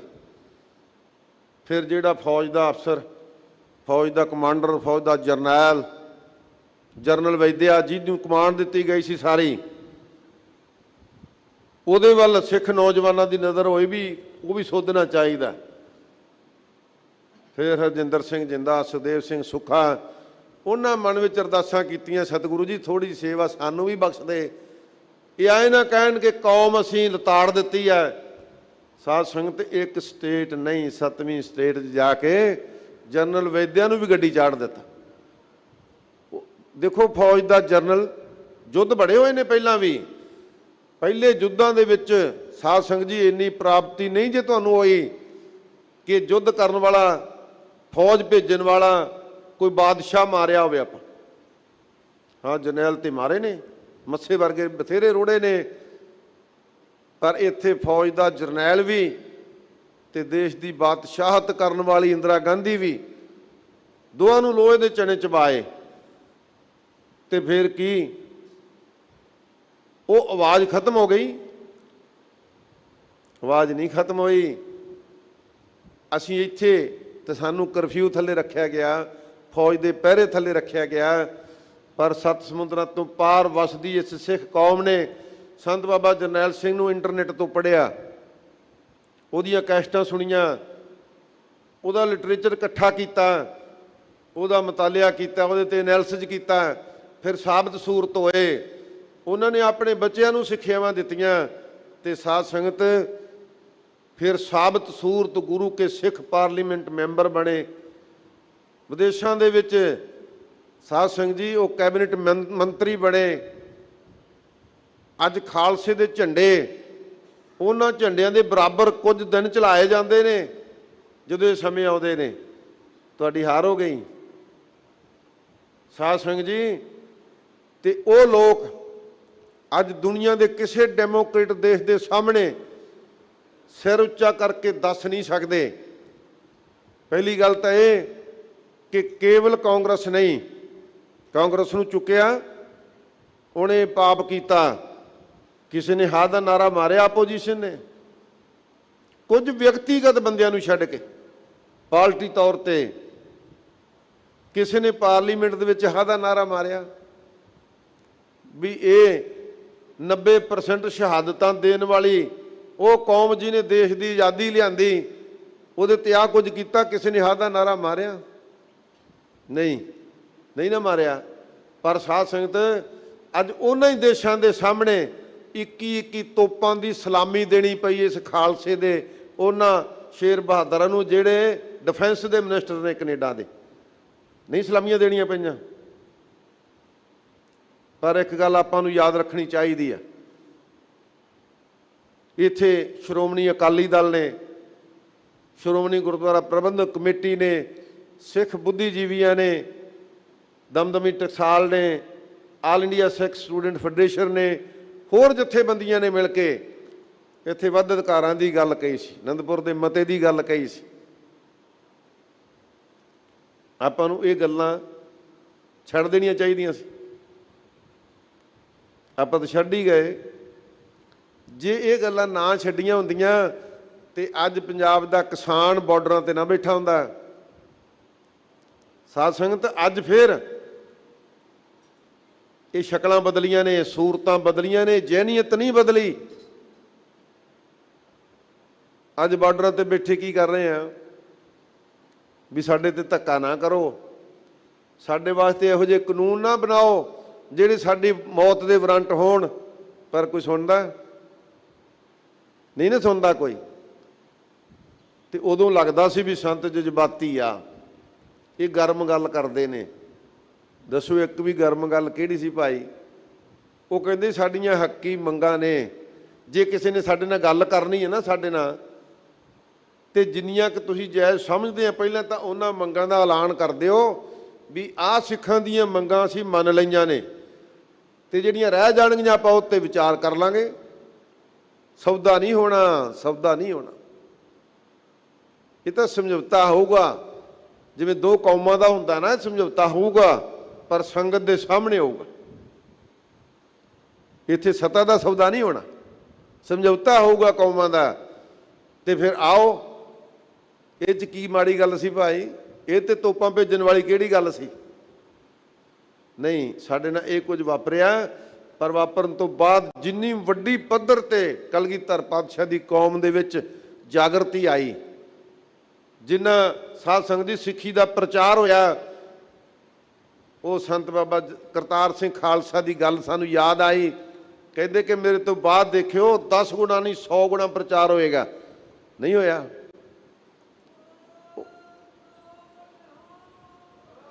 ਉਹ ਹੋਇਆ ਸਾਧ ਸੰਗਤ ਜੀ। ਇਸ ਵਾਸਤੇ ਸਾਨੂੰ ਸਭਨਾਂ ਨੂੰ ਮੈਂ ਅਖੀਰ ਵਿੱਚ ਬੇਨਤੀ ਕਰਾਂ ਕਿ ਸਾਨੂੰ ਕੇਵਲ ਜਜ਼ਬਾਤੀ ਨਹੀਂ, ਸਾਨੂੰ ਤੇ ਬਹੁਤ ਗੰਭੀਰਤਾ ਦੇ ਨਾਲ ਇਹਨਾਂ ਦਿਨਾਂ ਦਾ ਐਨਾਲਿਸਿਸ ਕਰਨਾ ਚਾਹੀਦਾ ਕਿ ਕੀ ਉਹਦੇ ਤੋਂ ਬਾਅਦ ਜਿਹੜੀਆਂ ਸਾਡੀਆਂ ਜ਼ਿੰਮੇਵਾਰੀਆਂ ਸੀ, ਅਸੀਂ ਉਹਨਾਂ ਜ਼ਿੰਮੇਵਾਰੀਆਂ ਪ੍ਰਤੀ ਸੰਜੀਦਾ ਹੈ ਕਿ ਜਿੱਥੇ ਅਸੀਂ ਧਰਮ ਪ੍ਰਚਾਰ ਕਰ ਸਕਦੇ ਸੀ ਕਰਿਆ ਸੀ, ਕਿ ਜਿੱਥੇ ਰਾਜਨੀਤਿਕ ਤੌਰ ਤੇ ਅਸੀਂ ਆਪਣੇ ਸਟੇਟਸ ਨੂੰ ਬਣਾ ਕੇ ਰੱਖਣਾ ਸੀ ਅਸੀਂ ਰੱਖਿਆ, ਤੇ ਕਿ ਜਿੱਥੇ ਇੱਥੇ ਨੌਜਵਾਨੀ ਦੇ ਰੂਪ ਵਿੱਚ ਸਮੁੱਚੀ ਕੌਮ ਨੂੰ ਸੰਤ ਜਰਨੈਲ ਸਿੰਘ ਜੀ ਦੇ ਇਸ ਫਲਸਫੇ ਬਾਰੇ ਆਪਣੇ ਬੱਚਿਆਂ ਨੂੰ ਬੱਚੀਆਂ ਨੂੰ ਸਮਝਾਇਆ नहीं वो पक्ष छड्ड गए। वो तो एक बड़ा सिंपल जिहा काम भी सादे विआह करो, फालतू खर्च ना करो, अपने शरीरां नूं नशियां तो बचाओ, कलगीधर पातशाह दे पुत्तर पुत्रियां बन के मेरे भरा बनो, सीधियां जिहियां गल्लां ते साडे फायदे दीयां गल्लां। साध संगत जी उन्हां गल्लां नूं सहजे सहजे असीं छड्ड गए। फिर लाभ की होया? असीं 2 कदम गांह तुरे, असीं नारे तां लाए, असीं रीसां भी कीतियां, संत जरनैल सिंह ਦੀਆਂ ਰੀਸਾਂ भी कीतियां, लम्मे कदमी तुरन दी यतन कीते, ਉਹੋ ਜਿਹੇ प्रचार करन दे भी यतन कीते, ਉਹ जी भाषा बोलण दे यतन कीते, पर अंदर साडे ਉਹ सतगुरु की बख्शी हुई दात नहीं प्राप्त हुई, क्योंकि उस रास्ते ते नहीं तुरे। वो तो एक नाम जपण वाला साधु, 8 पैर जिहदे रोम रोम सिमरन सी। साध संगत जिहदे यथार्थ वचन सधारण तौर ते कहे हुए भी पूरे हुंदे सी। एक ने नहीं हज़ारां ने आपां वेखे हो, अज जिउंदे जागदे हो बैठे ना। ते फिर सतगुरु के चरणों च आपां इकट्ठियां हो के अरदास ही कर लईए कि महाराज तेरे घरे तो कोई घाटा नहीं, तू तो खालसा फौज साजी है, ते अज तेरी खालसा फौज नूं जरूरत है अपने राज दी, अपने निशान दी, ताकि तेरी फौज तेरी कौम अपनी होनी दे फैसले लै सके, अपने धर्म दे फैसले लै सके। आप अरदास तां कर सकते हैं, आप तो अरदास भी नहीं करते। अरदास भी अपने ट्रकों ट्रालियां ट्रैक्टर कारां दी करते हैं, महाराज सानू होर दे दी, वो भी करी चलो। पर साझे रूप दे विच साध संगत सानू इस पासे अगे वधना चाहिए कि सतगुरु पातशाह जी साडे ते कर किरपा, साडे ते रहमत कर, साडे दिलां दे विच प्रभु भगती दी वो खुशबू भर दे, जिहदे करके असीं ईरखा तो उपर उठ के, असीं एक दूजे की बदनामी करन तो उपर उठ के साडे चों बेभरोसगी खत्म हो जावे। ते सतगुरु जी असीं तेरे दर ते बैठ के उन्हां कदमां नूं अगे वधाईए जिन्हां दलीजां ते चल चल के एक नहीं सैकड़े गुरु के परवाने अपना आप कुर्बान करके चमकौर दी गढ़ी दा इतिहास दोहरा गए। साध संगत जी वो लख लिखी जान, पर दिल विच उन्हां नूं पता कि साडे नाल की वापरिया। हुण एक गल चलदी है कि एक ट्रुथ कमिशन बनाया जाए, एक सच्चा कमिशन जिहड़ा पड़चोल करे। साध संगत जी कदों बनेगा? 40 साल हो गए ते ट्रुथ कमिशन के चश्म की गवाही ना रहे, फिर बनाओगे? बना लो। ट्रुथ कमिशन दे विच सानू एक गल ही साबित कर देवे कि यह हमला क्यों होया, इत्थे फौज क्यों चाड़ी। बना लो, ट्रुथ कमिशन बनाओ। इत्थे अज चश्मदीद गुरमुख प्यारियां संगतां बैठियां ने, संप्रदावां बैठियां ने, संप्रदावां दे मुखी बैठे ने, इत्थे राजनीतिक आगू बैठे ने। बनाओ, पता लगे। हाँ, पर बनाओ सेंटर की सहमति नालों अपने 2 बंदे 3 बंदे दे देवे। कमिशन दे विच साडे भी बंदे लाओ, उन्हां दे भी लाओ, सिख कौम दे भी नुमाइंदे होण, ते फिर ट्रुथ कमिशन सच नूं सामने लियावे, दुनिया नूं दस्सिया जा सके, एक पासड़ गल्लां खत्म हो जाण। ये की कहंदे आ भी ट्रुथ कमिशन बनाओ ते आ जिहड़ा जून 84 दा घलूघर है इहदे ते हमेशा वास्ते मिट्टी पाओ। पै जू? तुसीं उस देश दे वसनीक हैं जिथे सदियां बीतियां, सतयुग तो लैके रावण दे पुतले फूकते आ रहे हैं। रावण ने देश नहीं सिखोया, धर्म की हानि ते टैंक नहीं सी चढ़ाए, उन्हें किसी की पत नहीं सी लुट्टी। एक छोटी जी घटना कर्म तो तुसीं हर साल उहदे पुतले फूकदे हो। ते सानू नेश तो नबूस करन वास्ते टैंक ते तोपां चाढ़े, साडे धर्मां दी गुरु ग्रंथ साहब की बेअदबी की, धन गुरु ग्रंथ साहब जी नूं भी गोलियां वजियां, ते सानू ट्रुथ कमिशन बना के कहने मिट्टी पाओ।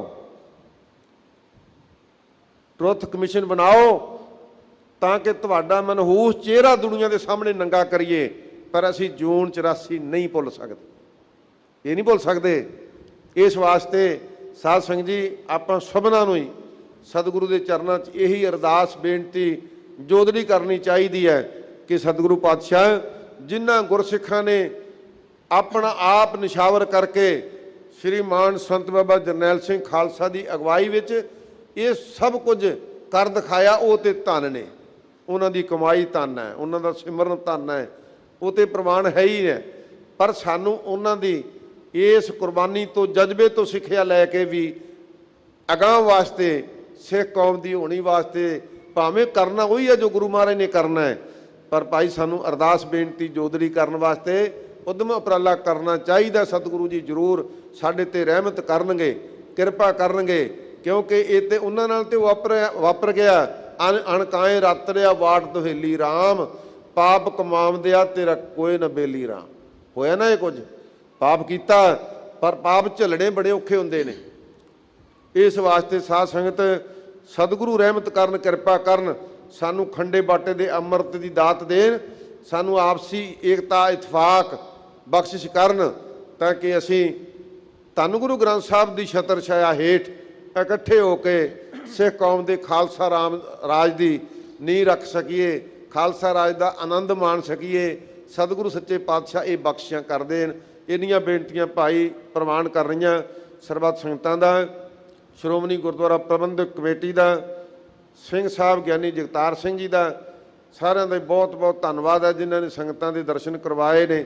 ਇਤਿਹਾਸ ਬੋਲਦਿਆਂ ਤੋਂ, ਕਿਉਂਕਿ ਬਹੁਤ ਵੱਡਾ ਇਤਿਹਾਸ ਹੈ, ਮੈਂ ਸਾਰੇ ਪੱਖ ਨਹੀਂ ਸੀ ਰੱਖ ਸਕਦਾ, ਬਹੁਤ ਸਾਰੇ ਪੱਖ ਰਹਿ ਗਏ, ਕੋਈ ਗੁੱਸਾ ਨਾ ਕਰੇ ਇਸ ਵਾਸਤੇ, ਕਿਉਂਕਿ ਜਿੰਨੀ ਕੁ ਮੇਰੀ ਬੁੱਧੀ ਹੈ ਮੈਂ ਉਨੀ ਰੱਖ ਸਕਦਾ ਸੀ ਨਾ, ਪਰ ਬਹੁਤ ਵੱਡਾ ਪੱਖ ਹੈ ਇਹ, ਇਹਨੂੰ ਸਮਝਣ ਦੀ ਜ਼ਰੂਰਤ ਹੈ। ਤੁਸੀਂ ਸਾਰੇ ਸਿਆਣੇ ਹੋ, ਭੁੱਲਾਂ ਚੁੱਕਾਂ ਦੀ ਖਿਮਾ ਬਖਸ਼ਿਸ਼ ਕਰੋ ਜੀ। ਗੁਣ ਨਿਧਾਨ ਗੁਣ ਤੇ ਨਹੀਂ। ਖਾਲਸਾ ਜੀ ਚੈਨਲ ਨੂੰ ਸਬਸਕ੍ਰਾਈਬ ਕਰਨ ਤੋਂ ਬਾਅਦ 'ਚ ਆਲ ਨੋਟੀਫਿਕੇਸ਼ਨ ਨੂੰ ਜ਼ਰੂਰ ਔਨ ਕਰੋ ਤਾਂ ਕਿ ਸਾਡੀ ਕਥਾ ਕੀਰਤਨ ਦੀ ਹਰ ਵੀਡੀਓ ਤੁਹਾਡੇ ਤੱਕ ਪਹੁੰਚਦੀ ਰਹੇ, ਅਤੇ ਵੀਡੀਓ ਨੂੰ ਲਾਈਕ ਕਰਨਾ ਨਾ ਭੁੱਲਣਾ ਜੀ।